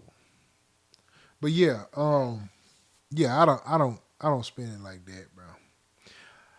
That looks a little new. They got a new icon too here, because that icon was a record player at one time. This looks new. This looks like an update. Wait a minute. Let's go here. Yeah, this looks new. Is that stem separation? Is that what I'm looking at? Oh, no, that's not stem separation. Okay. Yeah. Now I'm like I said again, I'm not a Logic user, but it looks different. So I'm going to that do look different. That looks completely different. So yeah, Logic Pro. There you go, Wallace. Logic Pro 12 is new. There it is. Dang, man, that do look a little dumb though. I ain't gonna lie. Them colors stand out. Is this like a looperator deal? Is that what I'm looking at? Like this deal right here. Is that just Logic Pro does have stem separation? Okay. Thank you, Gladys. Welcome to the live stream. Logic does look really good, bro. I ain't gonna front on it. It do look good. I like the colors. Like the colors with it look real good. Let's see here. It does look really, really good, by the way. I can't hate on it. That now I heard their sampler is really good with Logic Pro. Again, I've never used it, but I heard it's pretty good. So I don't know, man. I don't know. Logic Pro is one of them ones that if I had like my MacBook and that's all I had, Logic Pro would be a good one that I'm gonna use for sure. Definitely gonna use. Now that I will say. With your shade, my boy. Yo, here goes something funny. Read the puppet dude is saying that they've updated stock plugins, but Showing old stock plugins. Oh, the puppet guy. Yo, I saw his video today. He did a Fender Studio Pro video today. You talking about he has that stock plug-in on Logic?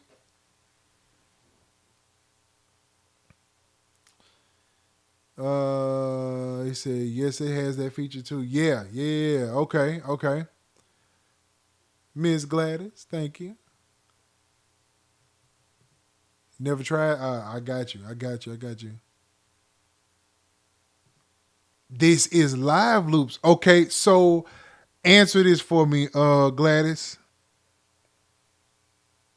Answer this. Is this? Do you know like Looperator? Is that kind of like the same thing? Live loops, kind of like Ableton. Uh, shoot. Oh, so it's like a launcher type deal.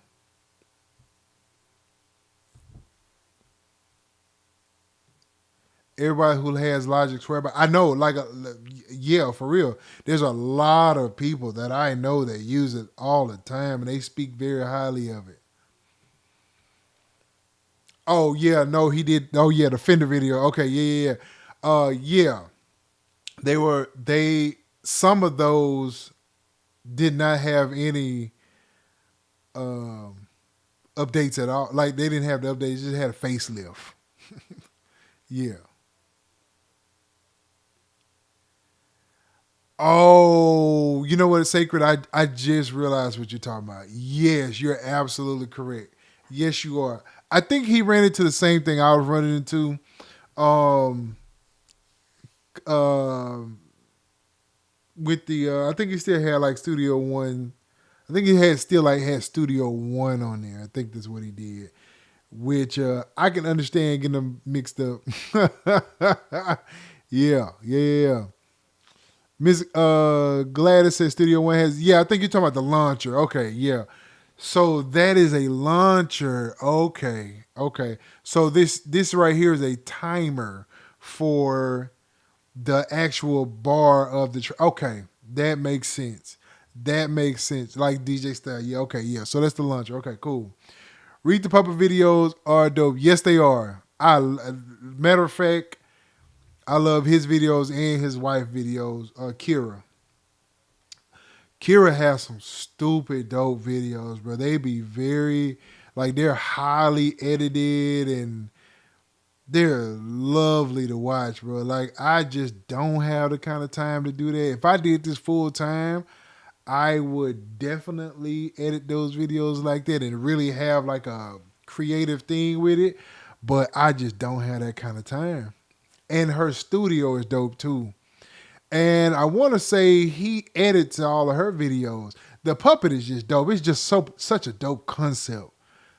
Reed puppet that concept is just dope to me. I absolutely love it. You can have the track view and live loop as a split screen and drag and drop. Okay, so that's like Studio One because that so um my gripe with Ableton was the way that you can only do one or the other. So you can only do the launcher launcher view or the arrangement view. You couldn't do them both. That's to me, Bitwig stood over Ableton because of that. Because you can only do that one view at one time. Because with Bitwig, you can do both and you can drag and drop. In Studio One, you can do it too. Studio One, when they added that in 7, they started pulling me back with it then because I just felt it. I was feeling that. Yeah, Kira is yes she is, man. She dope. Like she got some good music too. She got some good music. And I know she did my camera done died on me. She did the whole thing where they was hating on her or whatever, but I'm glad she fought it. not fought it, but fought back with her videos and just create content. I'm a big component of people can say whatever they want. I just want to make whatever it is I'm doing. I'm never gonna let. I have people hit me up all the time with stuff, and I'm just like, yo, listen, that stuff will never get to me. I'm just making my videos, and whoever gonna be here, and we gonna do what we do. I like brand Whole Loops. I've never heard of Whole Loops before. Let's go check out Whole Loops.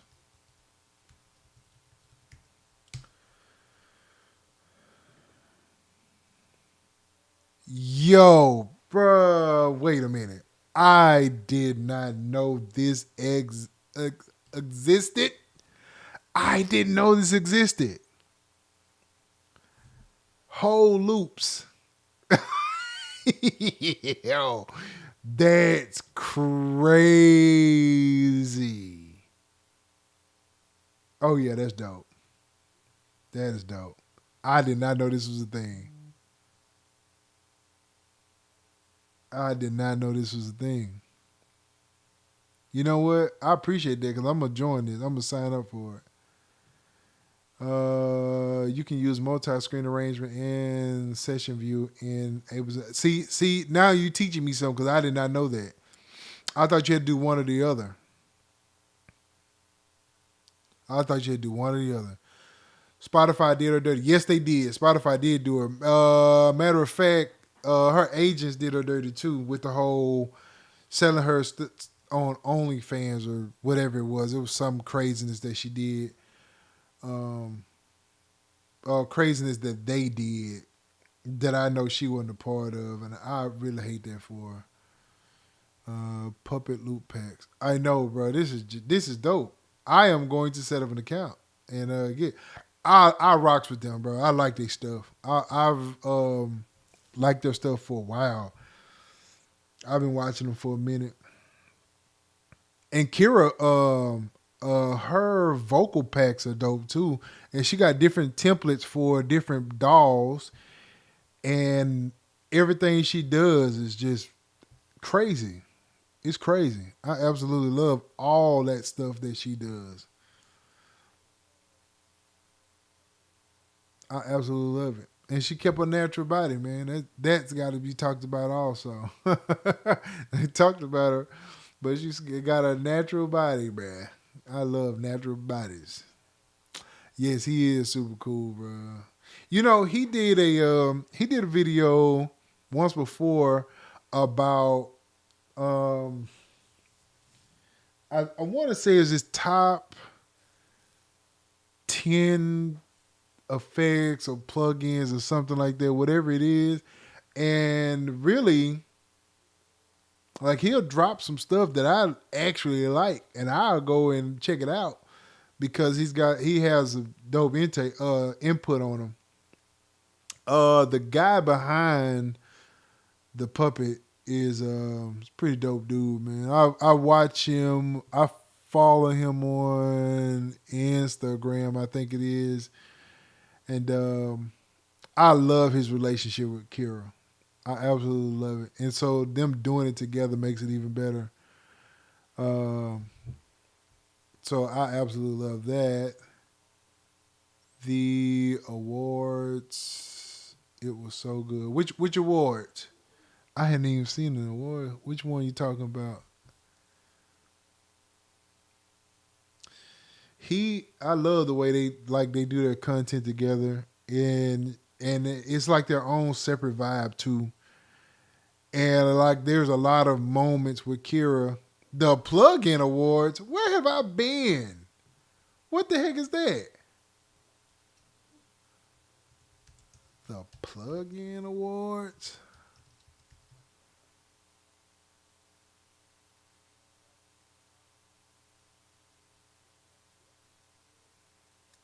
Is that what plug-in boutique? No, that maybe you're talking about something different. Hold on, cause I've never heard this before. Oh, the puppet did it. Yes, I get what you're saying. Yes, Yes, yes, yes. Yes, that is the video. The plug-in awards. Yes, it is. That is the video. I was about to say I thought I missed like the awards or so. I'm like, wait a minute. Plug-in awards. Yes, very much so. Very much so. I love the way they work with each other. Even in the video, they'll have like little subtle funny moments where they would just like laugh at each other. I think that is so amazing, bro. Stefan Reed, that's his name. Yeah, I follow him on Instagram. I love to see couples do their thing, man. They seem like they really love each other.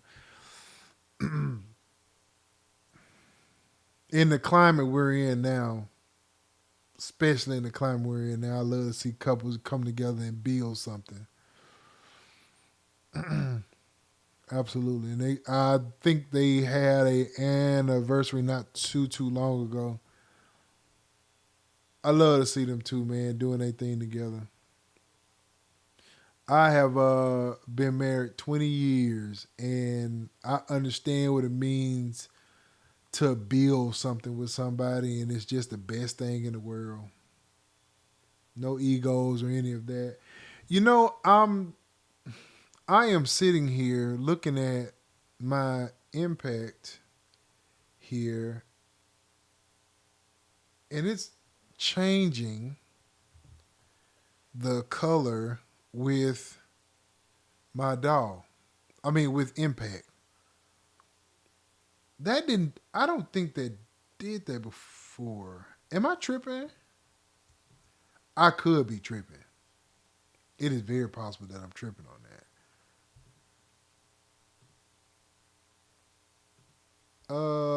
Hold on. Matter of fact, I'm going back to the white. Man, let's go. Yes, it is. Yo, I wasn't even paying attention to this. See my doll? If I change, that's the wrong one. Here. So, as you can see on the impact, it's yellow, orange, and the two blues. I didn't even know. I don't know if the other one did that. I don't know if it did that on the older impact. Maybe it did, and I just don't. I'm just not paying attention to it. Let's change it to this green. Yep. Oh man, that's crazy. That's crazy. I didn't realize that. That is crazy. I just looked over and saw it. It just kind of took me by surprise a little bit. That's pretty cool though. That's pretty cool. I like that. I can't wait to see what this new one gonna do. This new one's gonna be pretty good. Even with Personas made some good equipment. Like this Quantum, I fell in love with the Quantum ES4, and the sound is so clear. I need to give me another cable for my mic because I can hear a humming, which I know is a bad cable. But their stuff is so good, so I can only imagine what these new these new audio interfaces are going to sound like. That's going to be crazy. This white, bro, I'm tripping on this white. This white is dope. Even against the darker doll, that white is just something about that white, bro. So the doll, I mean the impact is following. Man, golly, bro, I don't know if that was like that before. I don't know. I don't know. I gotta now.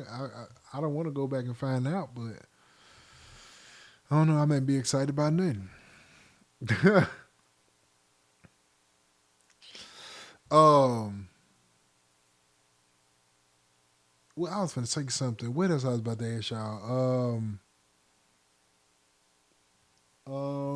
Anybody going to NAM? That's what I want to ask. Anybody going to NAM next week? Anybody going to NAM? I am overdue for time to go to NAMM. I've never been to one. I really want to go to one, but I've never been to one before. One of these years I might go to one. Uh-oh. I was gonna go the year COVID happened, but COVID kind of changed that. I got the Atom SQ, and that one matches the color too. See? Paper Chaser. Yes, sir. I like that. Every year I say I'm going and then I miss it. I know, man. I have a job that just doesn't allow me to do that. I work in software, and the January part of the year is like super busy for us. And, I just never get a chance to go. Portugal, man, welcome to the live stream. Whew. Man, what time is it over there right now? Man, the internet it's such a beautiful place, man, to connect with people all the way from all these different places. My boy said, I'm too broke to go to NAMM. I get it. I get it. I get it. And it's like, tax season. You know what I mean? And if you like myself, we pay taxes. So it's all so bad. It's all so bad. What time is it in Portugal, man? That's a long way from where I'm at. I probably have to get on 2 or 3 flights to get to you, brother. 4 in the morning? Jesus. Oof. Welcome to the live stream. 4 in the morning, man. That's crazy. You know, it's funny. I am emailing someone in China right now, and it's like 8 o'clock in the morning there. So that's pretty funny. Yep, 4 in the morning. Golly. Yeah, I'm on an email like right now with someone in China, and they're with the companies in China, and it's like 8 o'clock there. I know they're way ahead of us. That's crazy. Man, my appreciation is through the roof for you, my guy. 4 o'clock in the morning. It's just my appreciation is just all the ways there. There's another guy that comes on sometime. He is from is it Egypt? Somewhere like that. And it'd be like super early in the morning. Y'all just never know how much I appreciate it, man. Like, I'm nobody. And so for someone 4 o'clock in the morning across the country to be on a live stream, it always does something to me, man. I just enjoy being on live, man. You gotta join the school community, man. Y'all join the school community. It's free to join. It's free to join. Let's go here.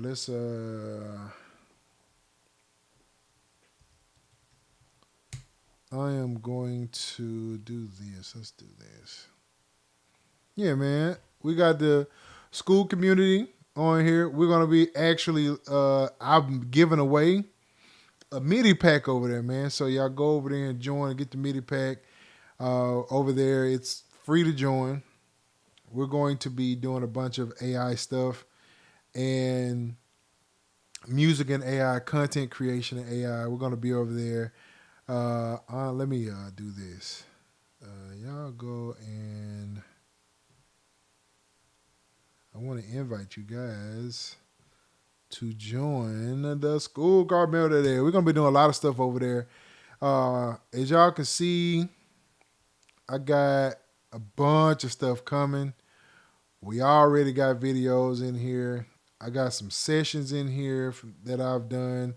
This session was with one of my artists that I do music with over there. We even got this videos and how you prep them for YouTube. What else we got? Tools you can use. I'm gonna be adding all kind of stuff. This is Notion, and in Notion, this actual real web browser is ChatGPT Atlas, and there's like a really cool trick in here that you can check out that you can do in chat with this ChatGPT. But yeah, man, but we're gonna be doing a live stream over there here pretty soon. And we got some stuff going on, man. Got a lot of stuff going on over there. I would love for y'all to join and connect with a brother over there, man, because we're gonna be doing some stuff, man. Over there, there's gonna be a part of what I'm doing over there that I can't show on YouTube. So it'd be like you'll get a chance to see like real world experiences over there where I actually do stuff that I actually use to create the stuff that I do. So you'll get a behind the scenes over there. And we're gonna be doing some things, man, stuff I can't do on here. And I always like helping people. I've come across a couple people over there I've helped to do a couple things, and there's no pride or anything like that. I just like helping people, man. So if there's anything I can do to help, definitely join, brother. Join, man. We'll go over there and do some crazy things. What else, man? There is some else we're gonna be talking about. We got Open Beat. I got an Open Beat AI video coming this week. We're gonna go there one day this week. We're going to talk about this new session guitar from Native Instrument too. I don't know if y'all seen it yet, but this is the session guitar Electric Neon. I absolutely love this guitar. Now, crazy thing is they all pretty much kind of work the same, but they all sound different. I love this guitar. So if you haven't heard of it, I have video coming out about that real soon. Just trying to make sure y'all stay up to date, man. We got work to do, baby. We got some work to do this year. I see Native and MPC doing a bunch of stuff together. They doing a bunch of stuff together, bro. Like, I don't know. They're doing a bunch of stuff together. They've dropped some new stuff. Timeless Glow, Infinite Escape, Drift Theory. Oh. Queens. Oh, wait a minute. They've been dropping. I'm going to tell y'all, man.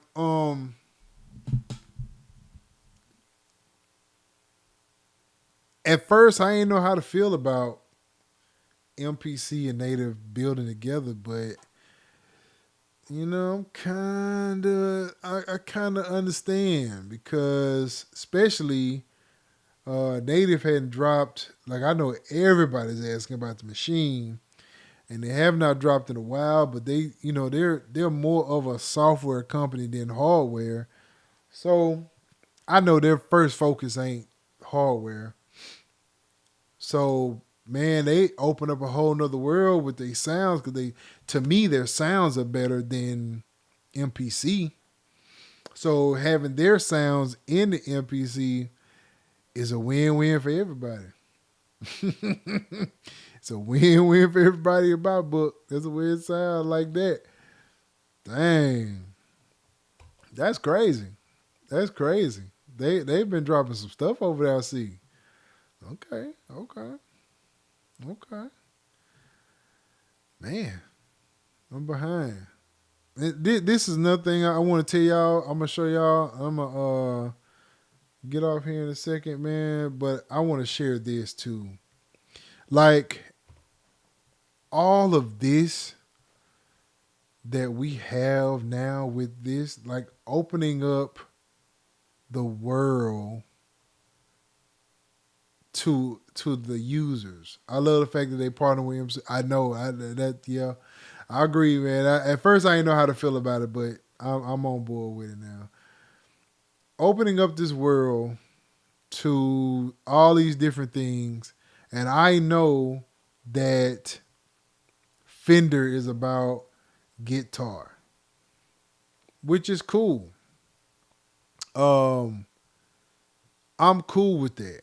I'm cool with it because what it's going to do now is going to open up the mindset of the new thinking process. And so now there is this hardware side to it that we can replicate, right? So, of course, you have like the Mustang. Now, this is something that they've added into studio. That they've added into Fender Studio. It's gonna take some. It's gonna take some work to get used to that. But these are things they can add. Ooh, affiliate program. I'm gonna have to sign up. But these are things that they can add in here that they can replicate in Fender Studio. So those amplifiers and those effects, they can add those in there.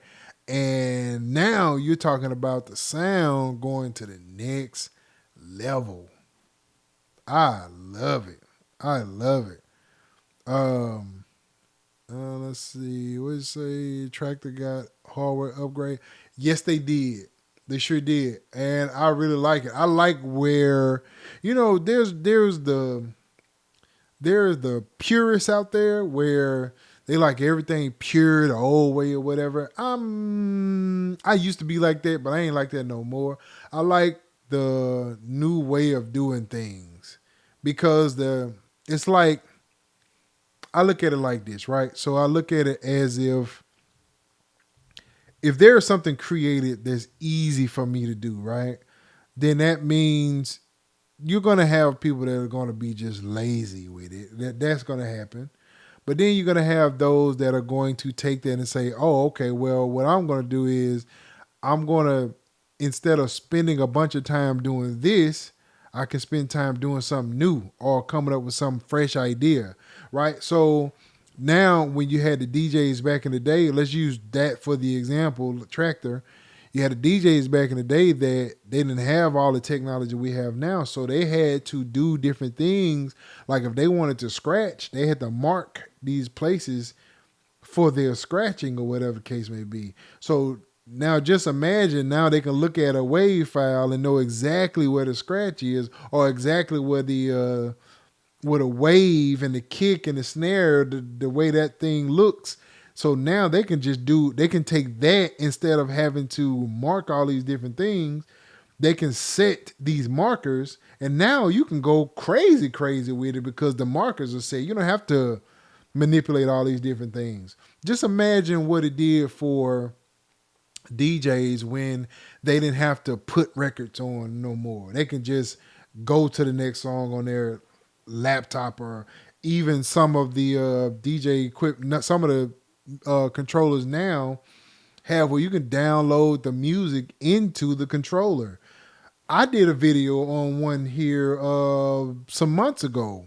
Maybe it may not even be a year later. Because I do a little DJ in here. I'm not a professional DJ or anything like that. I do parties or stuff like that, like corporate parties or whatever. So I had one here not too long ago where you could put all the music into the controller. You don't even have to have a computer. You can put it all there.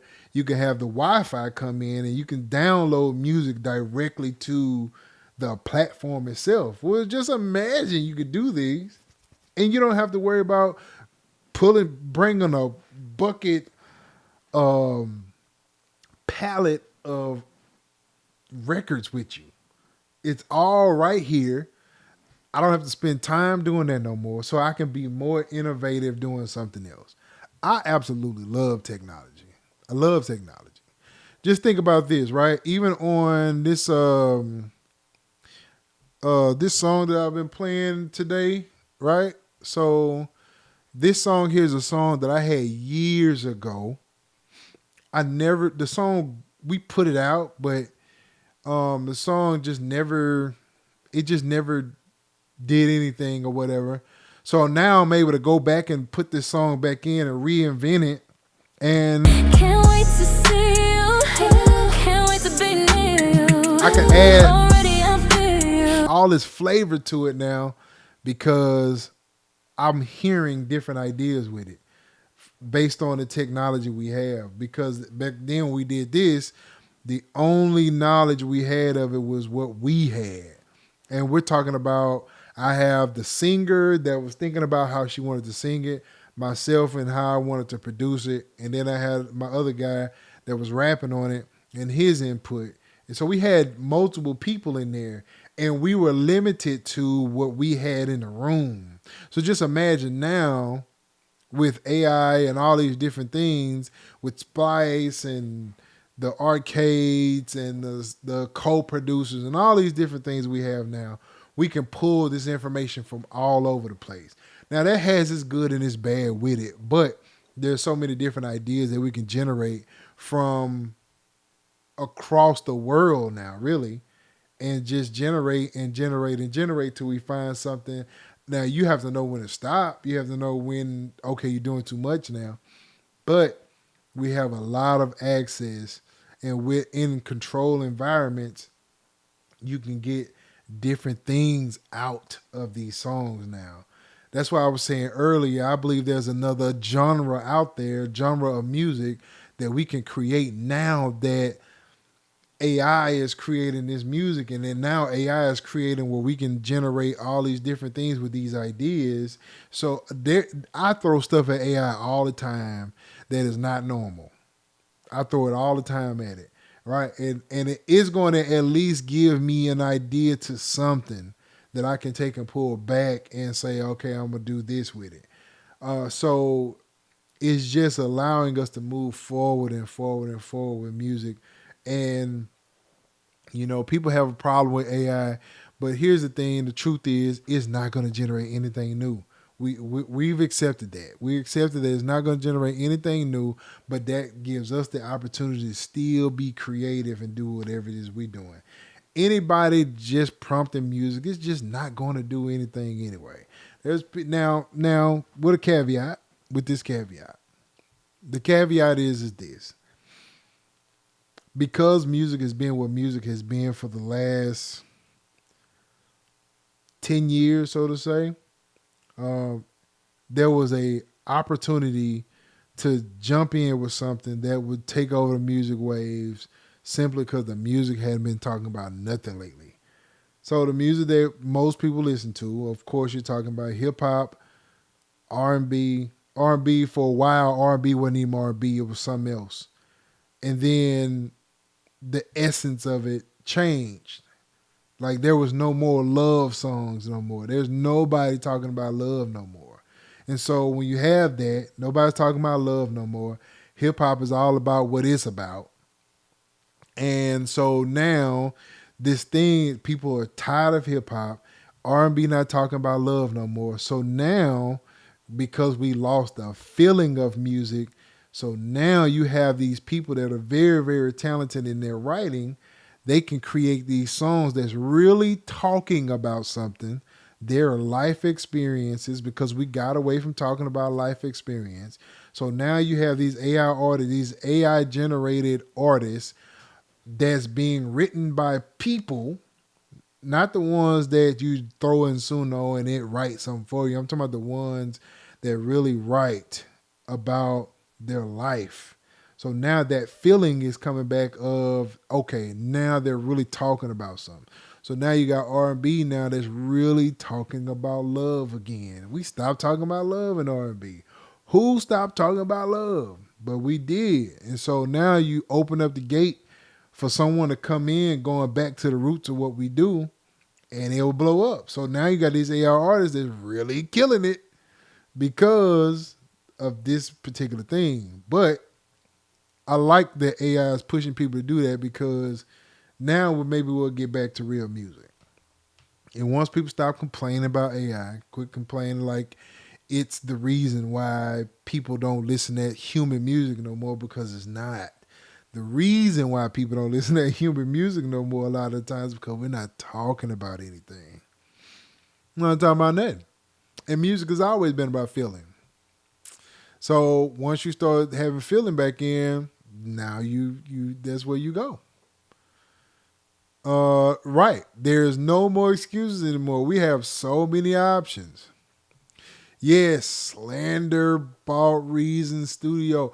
Hey, go check out my video. I just talked about this last video. I talked about it, and I'm wondering, I'm wondering, um, what that's going to mean for a lot of dolls. What does that mean? I'll take you back even farther than Lander buying Reasons. FL Studio partnered with 11 Labs. Now, if you don't know who 11 Labs is, 11 Labs is an AI company where they generate voice and they generate photos and images and videos. And they were known in the beginning for their voices that they can create, and they can tell stories with it and do. I'm actually going to be starting like a lot of my short content where there's going to be video where I'm not in the video. It's just stuff that I'm talking about in there. I'm going to be using my AI voice through 11 Labs. But the point is the 11 Labs actually open up a music platform also. So now that they have that, FL Studio had FL Cloud. So you got the cloud, now you got 11 Labs, and they partnering together. What does that mean for the dolls? Because now the dolls are going to get AI in it. Even when this was Studio One, when they added Splice, being able to drag those sounds into Splice and Splice being able to generate something that sounds good with this, that is crazy to me. That's an advancement in music, in my opinion. I don't care about what people say about us being lazy. Let me tell y'all something. Let me tell y'all this. If y'all never been in a real live studio session before with artists, one thing that I learned about that is that they don't care about your process. Only thing they care about is, does it sound good? That's what the artists care about. The artists care about, is what you're doing sound good, and are you doing it in a time frame where we're not wasting a bunch of money and time? And so if you don't think that some of these top songs that you've ever heard before don't have loops in it, you are fooling yourself. Let me tell y'all, let me share this about music in the industry and all that good stuff. Let me catch up on this real quick. Okay.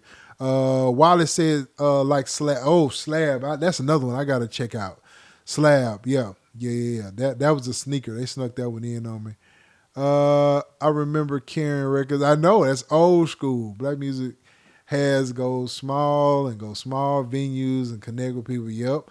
There's a guy that's a rapper right now that is going around performing, and whoever comes just comes, and then he raps for him. I think that's pretty dope. AI artists can't perform. They cannot, but you can. There's a way that you could do that I believe people would gravitate to. I ain't gonna get into it, but I believe there's a way that you can do it. But that's the part that's missing. That people going to have to go back to real music again. That's where AI artists get it, because AI artists is not like in the music industry, right? You have to look away.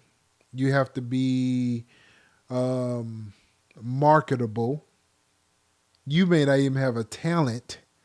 Your talent, you may not even can sing, but you're marketable, right? And if you're marketable, we can market you, and you can't even sing, but we got to find somebody to write your music, and we control what kind of music that is. The disadvantage with that versus an AI artist is that the AI artists don't have any guidelines on what they can put out. They put out what they want, and they write what they want. And the industry don't understand. Well, the industry does understand. You know, there is there's a message that's being sent, and they control the message. With the AI artists, the artists control the message. So that is the battle between the two. Um, if Beyonce put an album out because of her branding and how she's branded herself over the years, that album is going to sell regardless. It doesn't matter what AI artists come out. So my point is that if you have an AI artist and you generate it and create it, it doesn't mean that it's going to sell. It just means you have an artist.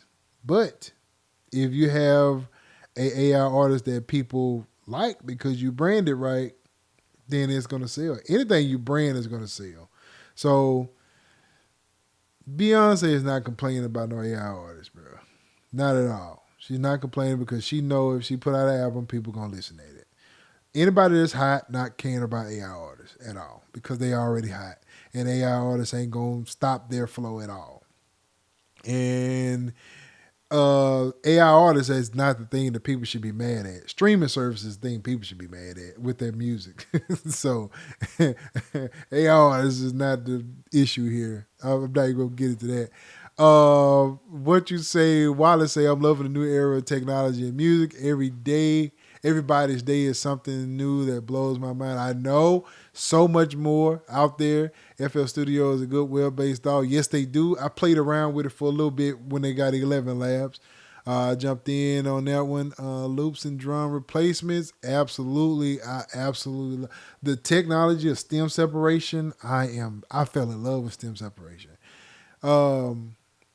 Exactly. People just want good music. Yes, they do. AI artists won't complain about recouping. No, they won't. Let me tell y'all this. Y'all got me tonight, man. Y'all got me wide open tonight, bro. Being behind the scenes of the music, and this is something that I don't talk about. I don't talk about the music industry because I don't like the music industry. Okay, as far as the things that I've done in the music industry, as far as music that I've written, I don't want to say things that I've done because I ain't done nothing with nobody in the music industry. As far as that go, I'm talking about the music and dealing with the people of the industry. It's not a fun thing.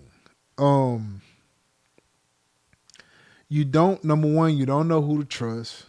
You have no idea who to trust. I have story after story after story of people in the industry and just foul. Okay? You don't know who to trust. Number two, they control who popping or not. So what that means is that you have to play by their rules. So if you have an artist, if you ever heard an artist and you think this artist is trash, they have no skill set, but they popping, there's a reason for that. Okay? They have this thing called payola, and if it don't nobody know what payola mean, it just means that they have money to put in places that can get the song played. That's all payola is about. If I have an artist and I'm marketing this artist through my company and I want this artist to blow up, the best way to get that artist to blow up is put that artist in front of people. Doesn't matter if he's good or not. We can spin the block on that, but if I can get you in front of a bunch of people, then that's the game plan, is to get you. The more people I put you in front of, the more chance I have of you being successful in the music industry. Just the industry itself, based on in today's age, streams and social media. All right? So remember that. Social media. Social media is the new record sales. All right? You're only as big as your social media platform in the music industry. So if your social media platform is not popping, then your music is not popping. Matter of fact, they are picking you based on your platform, how well you um, connect with people. Let's say like let's say like a Cardi B, right? I've seen Cardi B post um, new music on her Instagram or whatever. Cardi B might get a couple thousand views, couple thousand likes, or whatever the case may be. But she can post about her daughter or something going on in her life. She gets so many more likes and views. Because people at its core don't care about her music like that. They care about what she got going on. They want to be in her life. They want to know what's going on behind the music. So when that song comes out, right? Song comes out, they start paying these DJs in today's world, not even the DJs, because nobody listening to radio no more. So in today's time, they're gonna get with the Spotify's and the Apple Music and the titles and all those places, and they're gonna say we need this many spins of this song, or we need this many views of this song, or whatever the case may be. And so they start adding up them views or adding up them streams or whatever the case may be in order for it to look like the song is bigger than what the song really is. All right. Again, go back to how big their platform is. Go look at some of these people platform, right? Look at how much they advertise their music and look how much they advertise something else. The music falls by the wayside until the album comes out. I have watched Kanye West. He'll be quiet. You don't hear nothing from him until he gets ready to drop an album, and then he goes on some rant or does something to kind of put himself out there again. You start paying attention to him again. Then his album drop, and now you've already paid attention. He's already captured your attention, and boom, here's his album, and here it is. Gladys, I appreciate you for coming on, Gladys. Thank you for joining. Hopefully you'll follow and see us again. So you'll have somebody like a Kanye to come out and drop that album, and next thing you know, it's blew up. This is the power of somebody like a Beyonce that don't even advertise that she's dropping. She just drops. As soon as she drops, it's captivated enough. She's captivated the attention of people so much to where she can drop that video. I mean, drop her album. Don't do no marketing, no nothing. Just drop the album. But she's already got people hooked. They're already hooked. So there's no need for the advertisement. It's more, in my opinion, it's more profitable to just drop the album. You don't have to spend money on the advertisement. You just drop the album and let the numbers do what it do. As soon as people hear it as the Beyonce album out, they're going to jump for it. And they're going to go listen to it. Hate it or love it, they're going to go listen to it just because of who it is. So I said all that to say, if you have an AI artist, because of the music for the last 10 years, and you write a song, let's say if you go through something in your life, the Monet girl, Isaiah Monet, she had poems of these things that she went through in her life, and she turned those poems into songs. She blew up because people can identify with that. Everybody can't identify with what rappers talk about. Everybody can't identify with all these things that people be talking about, because people talk about money and this and that, but all of us ain't got money. All of us ain't got that kind of money. They really ain't got that kind of money either. That's just what the facade is. These rappers broke. Don't let these rappers fool y'all, man. These rappers ain't got no money, bro. Don't let these people fool y'all. There's a guy that I listen to. His name is LaRussell. I love LaRussell, bro, because LaRussell, in my opinion, I think he blew up.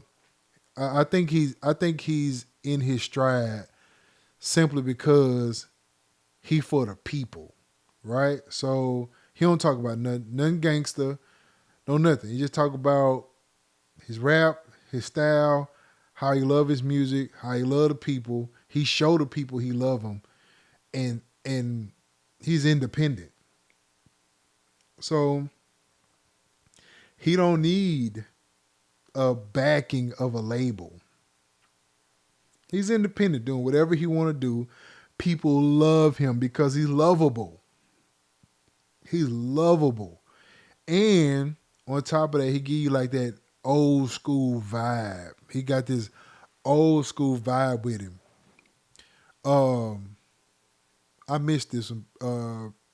Prince. Let's see. I'm still waiting on something other than pitch control and auto tunes that can make a real voice. Make a real voice and make it good enough to put on any track. Yeah, I think we got a while before that. We got a while before that one, bro. Wallace said LaRussell. LaRussell. Let's hold on. Watch this. I'm gonna check him out. Hold on. I'm gonna pull him up real quick.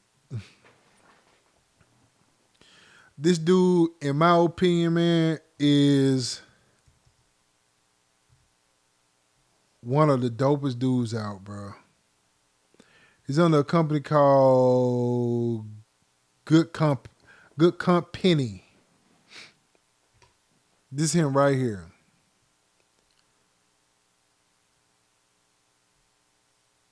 So he does these backyard events, and now he's starting to do them in like other places. But dude, to me, bro, is so dope. Like I'll do that. I'll pick a short, right, and I'll pick any show where he rapping it. Right, let's go to see like this. Outside fans ain't really outside. Russ brought me out for another surprise. With 40 mash at Doctor the Bay. Running on teams cause they was yelling my name. August summer nights with Sierra SB. He's got these kids, bro. Like he like this is him, bro. This is not him faking. This him with kids. I've been fighting for my.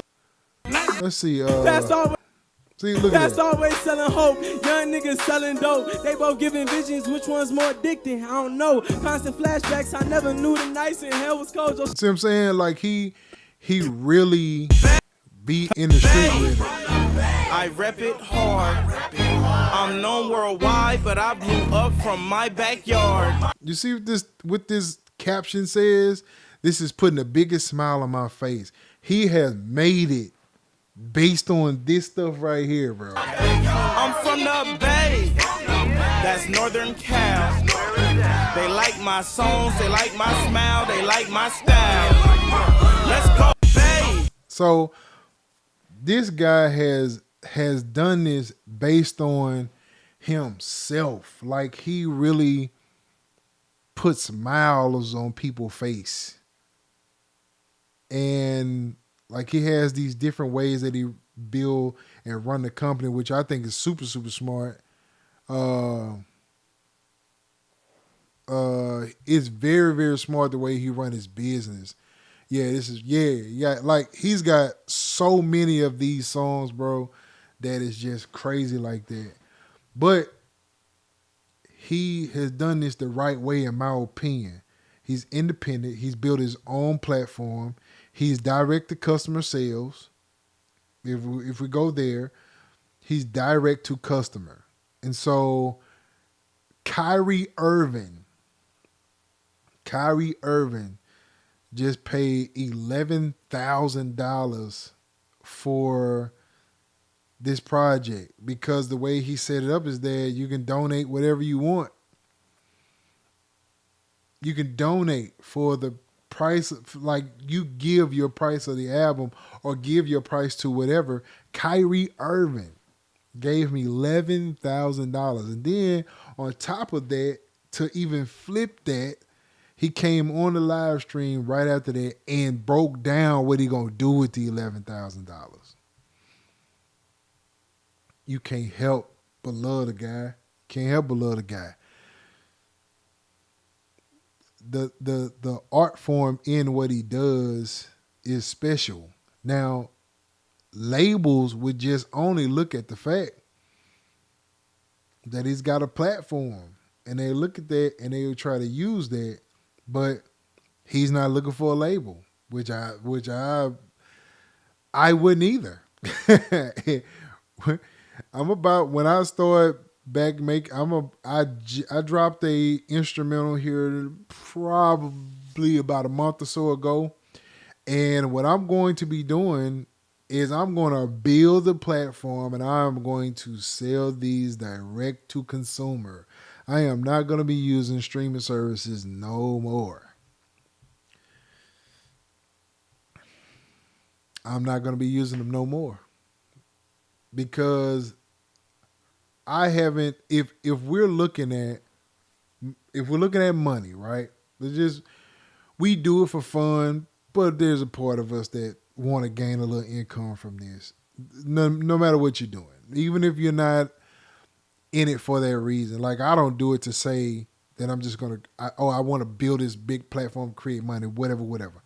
But there's still a part of it where you put a bunch of work into it, you want to grow it, and you want to do different things like that with it. I'm going to be doing direct to consumer. I have my website set up. Let's do this. I want to show y'all the plan, man. This is the plan. So I have my website set up. This is me.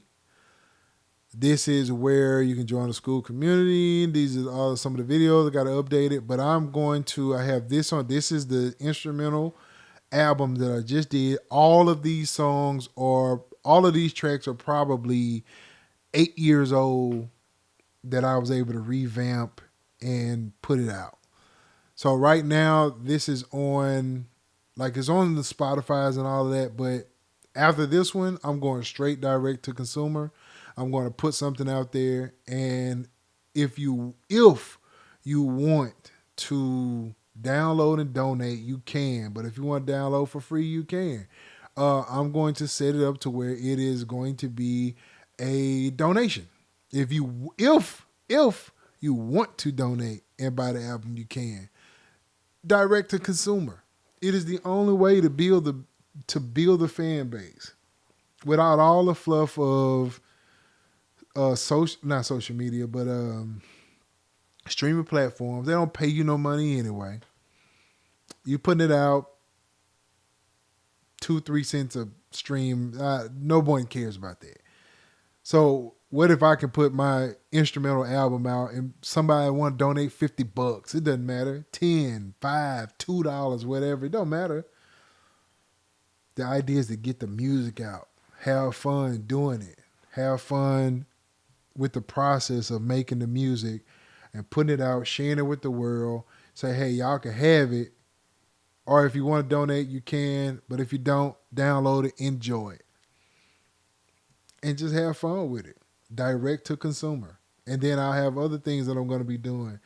I want to start, there's a t-shirt idea that I have. There is hat ideas that I have. There is, in the school, I'm going to be building these prompts. I'm going to be teaching how to prompt with AI over there. And giving this information away. Just having a bunch of fun with what we're doing. And not really caring about the money, so to say. Right? But you just have fun building the platform. And whoever build with you will build with you. That's the way you do it, man. I've watched people say this, and I really kind of stopped doing music for a while. Really, if I'm honest with y'all, this is how I got into plug-in reviews, because I stopped doing the music side of it because I just wasn't having fun doing it no more. But now, I have fun with it, no matter what anybody says. I've had people come at me for doing AI music, but they don't know that I create all my music. I throw it on AI just to have fun with it, see where I can go with it. But as far as the foundation of the track itself is all me. I've created all my music. That's why I have the stuff that I do, and I create it all. So Yeah, man. That's what I'm going to do, and we're going to have a bunch of fun doing it. I'm going to subscribe as soon as oh, this is a great format. Still in it. Yeah, man. Absolutely, absolutely, absolutely. Let me watch this, man. On YouTube, everybody's getting your money, right? So on YouTube, they get 51%, you get 49%. So you have to work for that. Like there's you put in some real work to get whatever you get. Streaming services, same way, you get 2 cents, 3 cents per stream or whatever the case may be. Living for that, if you're doing it like a side hustle money wise, that's not enough to really just make it on, if that's what you're going to do it for. If you're going to do it for something like that, you may as well build the platform and do it that way. And so it's just, and they're all the same way. They're all the same. I'm not downing any one of them. I'm just saying they're all created the same. And so at the end of the day, there's a lot of creators that are quitting social media or content creation. I'm sorry. They are dropping out of content creation and going to get regular jobs because they have no way of taking their brand to the next level. So what we're going to be doing in the school community is teaching how to direct to consumer a way to build your brand. And whoever follow you will follow you. If you're just doing, let's say if you're a vlogger, and let's say if you were popping as a vlogger, at some point in time, let's say you got 1 million subscribers and your page is popping as a vlogger. Well, let's say if you don't reinvent that into anything else, you don't add no merch, no nothing to that. Well, what happened is people will get tired of seeing your content. And when they get tired of seeing your content, then at that point, now your view count is down. Then YouTube might decide that they change the algorithm and it go down or whatever. Your YouTube does this, it goes up and then it goes down or whatever the case may be. That's not stable. You can't build anything on that. So you got to be a little bit smarter and you got to understand that these things do that. You have to find a way to get to your customers. It's the only way to go, baby. Only way to go, baby. You got to get to your customers, man. This is not easy. And so anybody that's joining content creation, thinking content creation is easy, it is not. You may come in it, you may pop. As soon as you're done popping, you're not. Then you're just out of there. So there's a way you have to go after this mentally. Mentally, you have to go at this a different way. We're so off topic right now, and I absolutely love this. But mentally, you have to think about content creation in another way. I don't have a lot of subscribers. But I still build companies. I have affiliates. I have all these other ways of generating from those things. I don't care about my subscriber count. You know what I like about my subscriber count is that you can tell that my subscriber count match the views of my videos because everybody that's joined on their own will.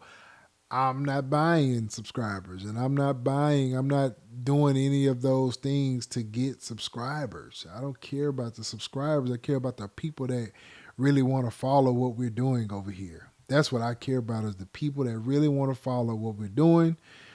We're here to have fun, man. That's what we do. And I come on here and I do the plugin reviews to show what's out there, things that I've liked, and I say, hey, I use this and I like it. I want to show you guys about it just in case it's something that you like. But I've never been the person that say you got to have everything. And I say that every time I do a video, if this is something that you're not interested in, don't be under no condemnation of getting it because I am just putting it out there. And because people, trust me, people will come at you and think that you're trying to sell everything. And you're saying what you're saying just to get a purchase. And that is not the way I think about it. Because if I don't like it, I won't even do the video on if I don't like it. I've always said that. If you can go back and check the records, I've always said that. Every video that I do is because I like the product. But just like I said earlier today, just because I like the product doesn't mean that it's going to be a part of my workflow. I just like the product. My workflow is very, very simple. I think I like now Fender because of how simple the DAW is. The DAW is very simple. It's not a hard DAW, so I've always gravitated to it because of that. Everything is front loaded. It's all in the front of it. There's routing and all that good stuff that you could do, but it's usually in the front of the DAW itself. So it's not a lot of behind the scene things. Like with Bitwig, you have the little thing, the effect deal where you can create all these different chains and all that good stuff for the effects. That's cool for people that know it and that do it. I don't ever do those things because that's too complex for me. It's too complex. I'm a C student. Been a C student since school. So I like things very, very simple, and I keep it very simple. Fender Studio Pro is a way to keep it very simple. Even when it was PreSonus, it's very simple, to the point. PreSonus was the very first DAW that I had was just drag and drop. It just, you drag and drop it on the track, pops up ready to go. Every other one that I've ever did with before, you had to go to the track, hit the drop down, go and choose out of all these little. So Studio One got me because of that. It got me because of that. So yeah, man. The grid. Look at him. Yeah, the grid. So the grid is very, very, it's very good if you know how to use it. Like if you know that stuff, you can get all kind of sounds in there. But that's pretty advanced. It's very, when I used Bitwig, I was very simple in Bitwig. It was just the very basics of the program. I mean, of the DAW, because I just didn't dig into all the other things. I've tried to. I messed around with it a couple times, but you just get lost in the sauce. But you get someone like Alchemy. There's a guy that uses Bitwig name. I think his name is Alchemy. Very good at it. The other guy, there's another guy, Polarity, I think his name is. Super dope producers in Bitwig. They know that dog in and out. And so for those people, they're gonna excel in it for sure. But I'm way too simple for that. So you just gotta do what you got. You gotta do what fit you as an individual. You know, just because some work for somebody else doesn't mean that it's gonna work for you. You got to find your own way. You got to make a lot of mistakes. You got to learn from those mistakes, and you got to build from that. It's the only way you make it as a content creator. If you're not doing that, then you're following somebody else's pathway. Even in the school, I stress a lot in the school. I'm just showing you the foundation and the basics of it. It's going to be up to you to figure out what your actual path is when it comes down to this, because there is no one way to do this. There's no one way to do it. I am hoping and praying and wishing that people will come through the school community and learn this stuff and excel higher than I will. That's what my goal is. That they'll take it and excel way higher than I will. Because that to me would be success, in my opinion. Someone else learning that. Polarity is crazy. Yeah, man. Absolutely. Absolutely. Really, really, really dope content creator. I've never heard like their music or anything like that. I just know what they, as far as the DAW part of it. So I don't know what their like music is doing or anything like that. But you just have to be very consistent and just understand that this is the long run. You have to be in content for the long haul. You can't look at it and think that, oh, well, if I just do this, then I'm going to pop off. That's not how it go. It does not go like that. There's a lot of let me show y'all this. Let me show y'all this. This is how long I've been on here. And because I didn't know what I know now, EDM and DnB, I think they do. I know Alchemy does EDM for sure. Well, he does EDM and DnB. I don't know what Polarity does at all. I've watched Alchemy live streams where he's making music, so I've kind of heard what he did. But I'm gonna show y'all this, man. I have been doing this a very, very long time, and I just didn't know what I didn't know. And because I didn't know what I didn't know, I ended up messing up my algorithm once upon a time. And when I messed up my algorithm, then it just threw the whole thing off, right? I'm gonna go to my oldest video. Let's show you how long I've been doing this. This is how long I've been doing this. 10 years. This video is 10 years old. But here's the thing you gotta look at. 10 years old, I did my very first video. Then the next one I did was 2 years after that, which jacked up the whole algorithm. And then I worked to build it, right? But you'll see within this 8 years ago, I did 1, 2, 3 videos that year. And then 7 years ago is when I kind of got a flow, like 7 years ago. But then even in that, there was a moment where I kind of slacked off, but I started going back. And here it is. See this video right here? This was 6 years ago. Let's see here. Let me see something. That was Studio One 4, Studio One.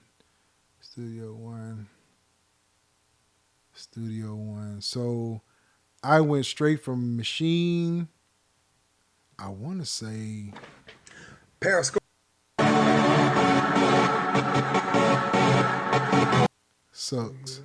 I think I want to go with a little something different here. That was a Machine.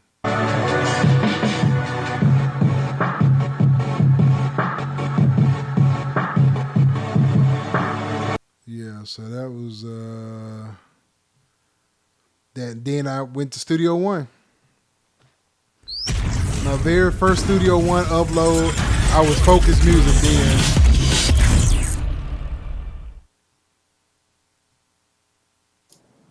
What's up, man? What's up? Oh, it sounds horrible. Welcome to another episode, man. Sounds horrible. I'll take, if it's 3-chord harmony, more. But yeah, this was me getting into Studio One, man. This is me getting into Studio One 8 years ago. Studio One 3.0. And that was my journey. And so from there, it's just been them for a very, very long time. And one of my popular videos was, let's see, this one. I was in Studio One then. This was arcade. But that's the thing, man. This is the journey of the whole thing. This is the journey. And you just go and go and go until you figure it out. I even think now, I even think I throw my algorithm off now, even doing it, what I'm doing now. But I just really, at this point, I'm really just having fun with the content. But if you're gonna do content, in my opinion, I think you should stick to one thing and create a different channel if you want to do something else. So if you do plug-in reviews, then I'll make the channel about plug-in reviews. And then if you want to do something else, then I'll create a whole nother channel and do something else in that channel. That would be my advice. I don't have enough time to run more than one channel, so I just don't. I just do what I do with it now. But that's how I would do it, though.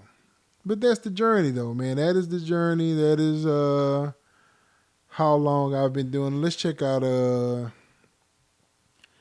Beat Culture.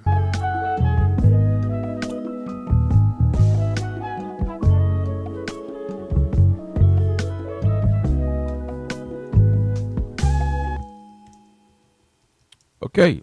So that's how I would use the feature, to come up with stuff like that. That's kind of cool. I like that. That's the probably the most powerful feature. That's my I think. guy, man. This is me and this Extract guy been rocking for a minute, man. MIDI to Let's see if we're gonna extract audio to MIDI. get a little love on Super the show. powerful. See how we came up with this? It took me a while. Y'all go follow this dude, man. Very, very, come up with stuff. very, very knowledgeable about Understand? Perfection. Studio One. Well, I'm sorry, That's God what it is, dog it, guys. man. Fender Let's Studio. keep going. What Fender else y'all want to talk Studio. about? Now I'm looking at the comment section. Let's see. What are y'all talking This my about? people. Sounds like Snoop and Dre smoking the joint. Smoking the joint, baby. Y'all go follow this guy, man. Smoking the herbs. This dude is very knowledgeable, herb. very good at what he You does. feel me? Me and him What been up, rocking my for a while. buddy? He was the Long one that time. Hold my introduced bill. me to Studio One. That's what's up, bro. Spaces, man. Welcome to the dark side. We watching the stream from the stream.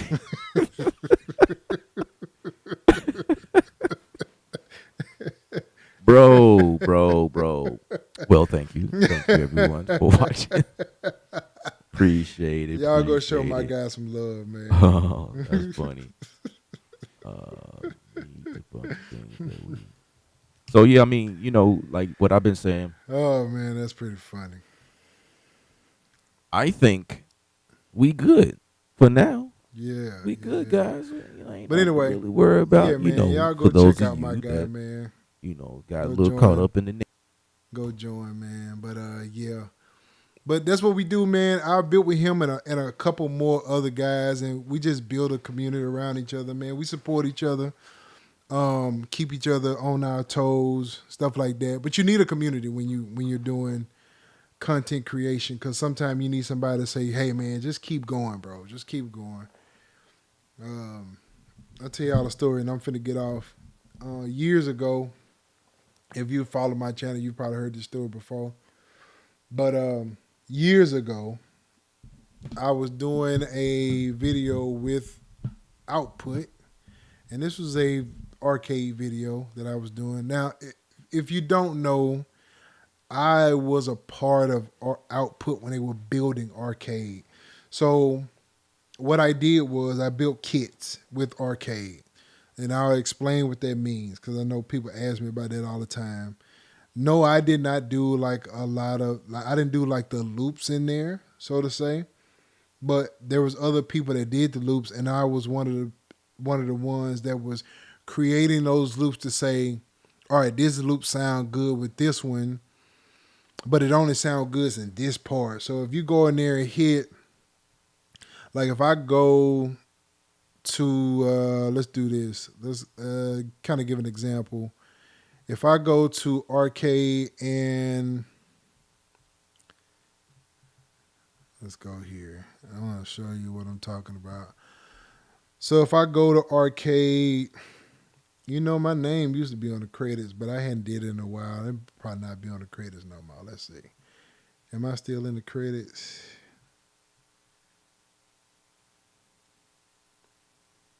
Let's see here. I might not be. It's been a minute. Sono Systems, that's my guy. RVCH, me and her have a song together. I'm about to re-release that song here shortly. Since I'm starting to put music out again. I don't see it. It used to be on there. But they may have it under my real name. Let's see. Do they have it under my real name? Nah, I don't think it's on there no more. They have updated this thing, so I'm looking at it backwards. That's probably why. Let's go here. I'm interested to know if it's still on there.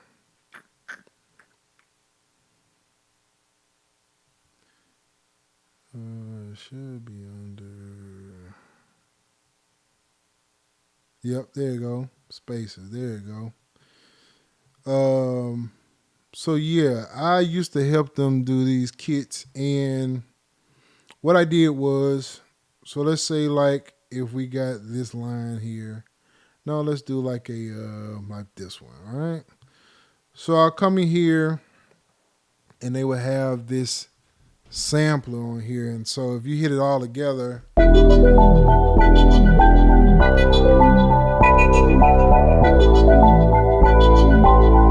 right? And so sometimes you'll hear that and everything is just playing through. But sometimes you'll come across one like, so this one is playing all the way through. Okay, so all of those are playing all the way through. But sometimes you'll get some where they won't. You'll get one where only this part of the loop would sound good. So I may do like, let's see, like,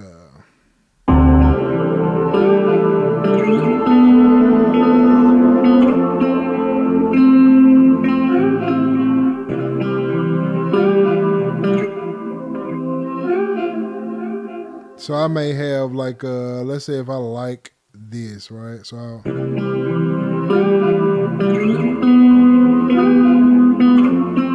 this one is just looping, right? So I would make those decisions on that. I would make those decisions. So that's what I did with them. And so back then, I had a video that I did with them years ago. You know what? I may even still have this video. It used to. Well, no. It was on their. It was on their Instagram. So I did the video and put it on their Instagram, and they was having some kind of situation where one of the creators used a loop from a famous producer or something like that.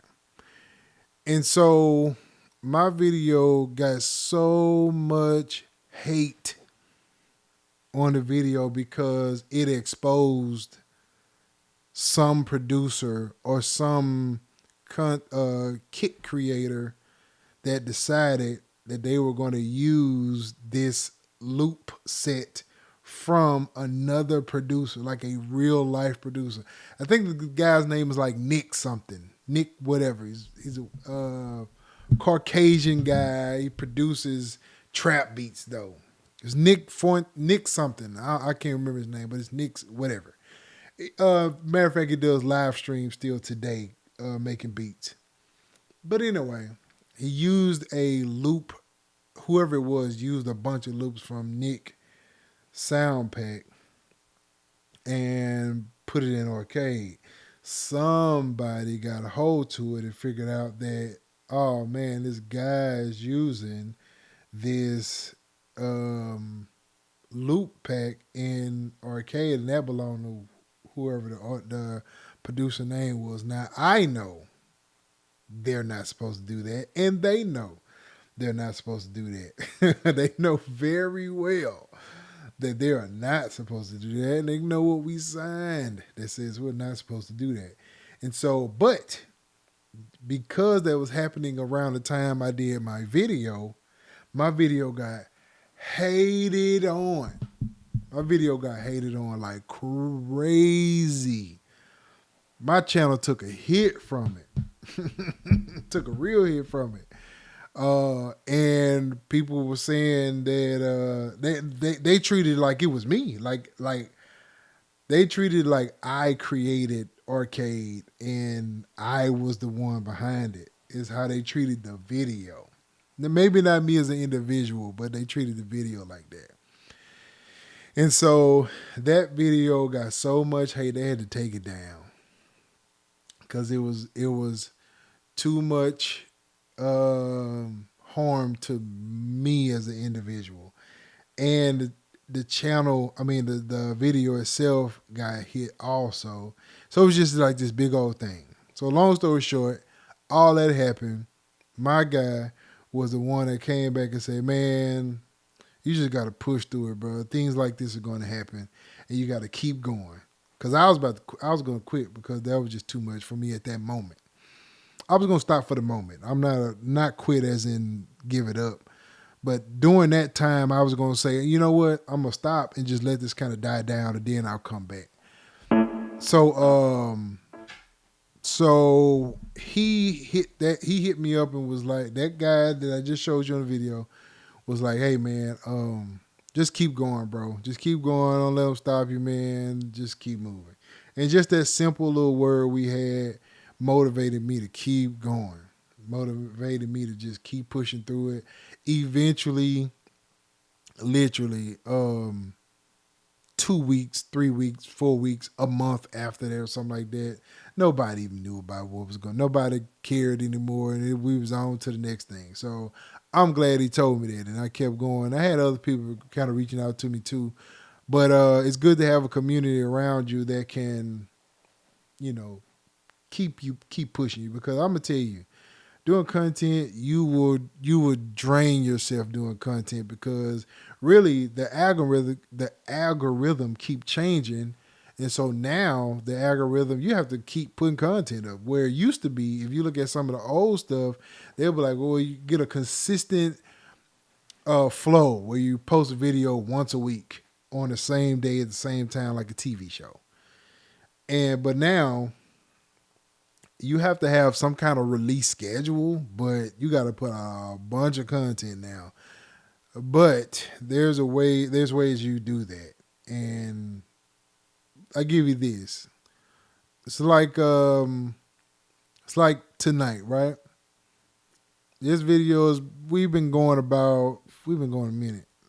Let's see, we've been going about 3 hours. So I got 3 hours worth of content on this one video that I can take and spread post out with it. And as like the studio, the Fender studio part of this video that where I was demoing and showing it, I'm gonna take that and make it just a separate video from it.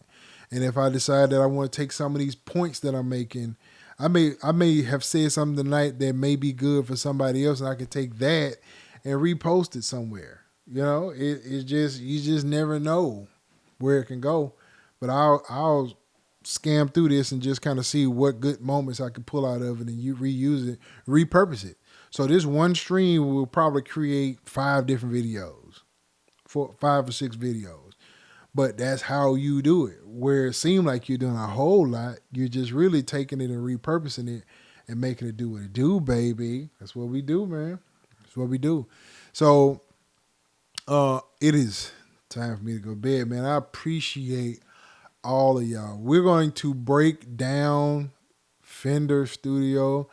We're going to have a couple examples that I'm going to be working on. I'm going to do a bunch more examples in that DAW coming up and things that it can do.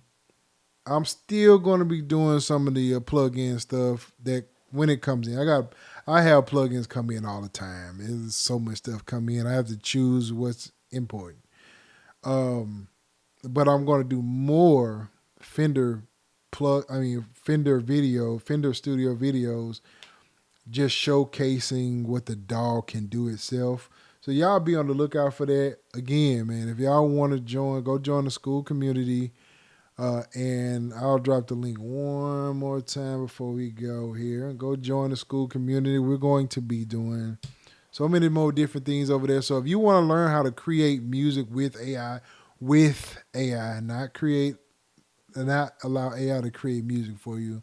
But if you want to learn how to create music with AI, that's what we're going to be doing. And we're going to be doing how to create content with AI also. So if you want to learn that, go over there, join for free. We're going to be over there doing what we're doing. Shout out to Wallace. Wallace is already signed up with us over there. Wallace was, I think, Wallace, were you the one that missed the plug-in giveaway? I think you were the one. And I'm going to be working on getting y'all some giveaways too. I want to do some more giveaways this year. Sometime I can negotiate that with some of the brands. So I want to do that. See if I can get a couple copies to give away. See, I'll be on the lookout, man. Stay subscribed. If you are not subscribed to the channel, go ahead and subscribe. Like the videos. Make sure you hit that bell notification so you can so you'll know every time I upload, because you just never know what I'm going to do. You never know what I'm going to do. So that is going to be it for me. I appreciate y'all for joining and staying on and hanging out. You got me ready. Hold on, what'd you say? You got me ready for Fender Studio. Let's do this. Yes, that was yeah. So Wallace was my one. Yeah, we're gonna dive. We're gonna dive. I'm gonna be doing some creation with it, and as I discover these things, I'm going to be adding them to the channel. I'm excited about the workflow. This workflow is gonna be crazy, and I cannot wait. I cannot wait. But yeah, man, y'all stay tuned. Click that bell notification. Make sure you know when I upload. We got a lot of work to do this year. 2026 is gonna be a busy, busy year. We're gonna really, really, and I'll tell y'all this too. And I haven't even said this in the school community yet. I'm really going to be looking at trying to collab with a lot of people this year that are really good at certain things. So so just be on the lookout, man. I really want to do a lot of collabs this year. You have a good night too, bro. I want to do some collabs too. So if I can connect with some of y'all behind the scenes and connect you guys with some of the companies that I work with, that's going to be amazing. It's going to be amazing. That is a goal of mine too, is to connect some of the people that that are in the school that I'm working with directly, connecting them to companies and clients and stuff like that. That would be super dope. So y'all be on the lookout, man. I will see y'all in the next video, man. Peace out.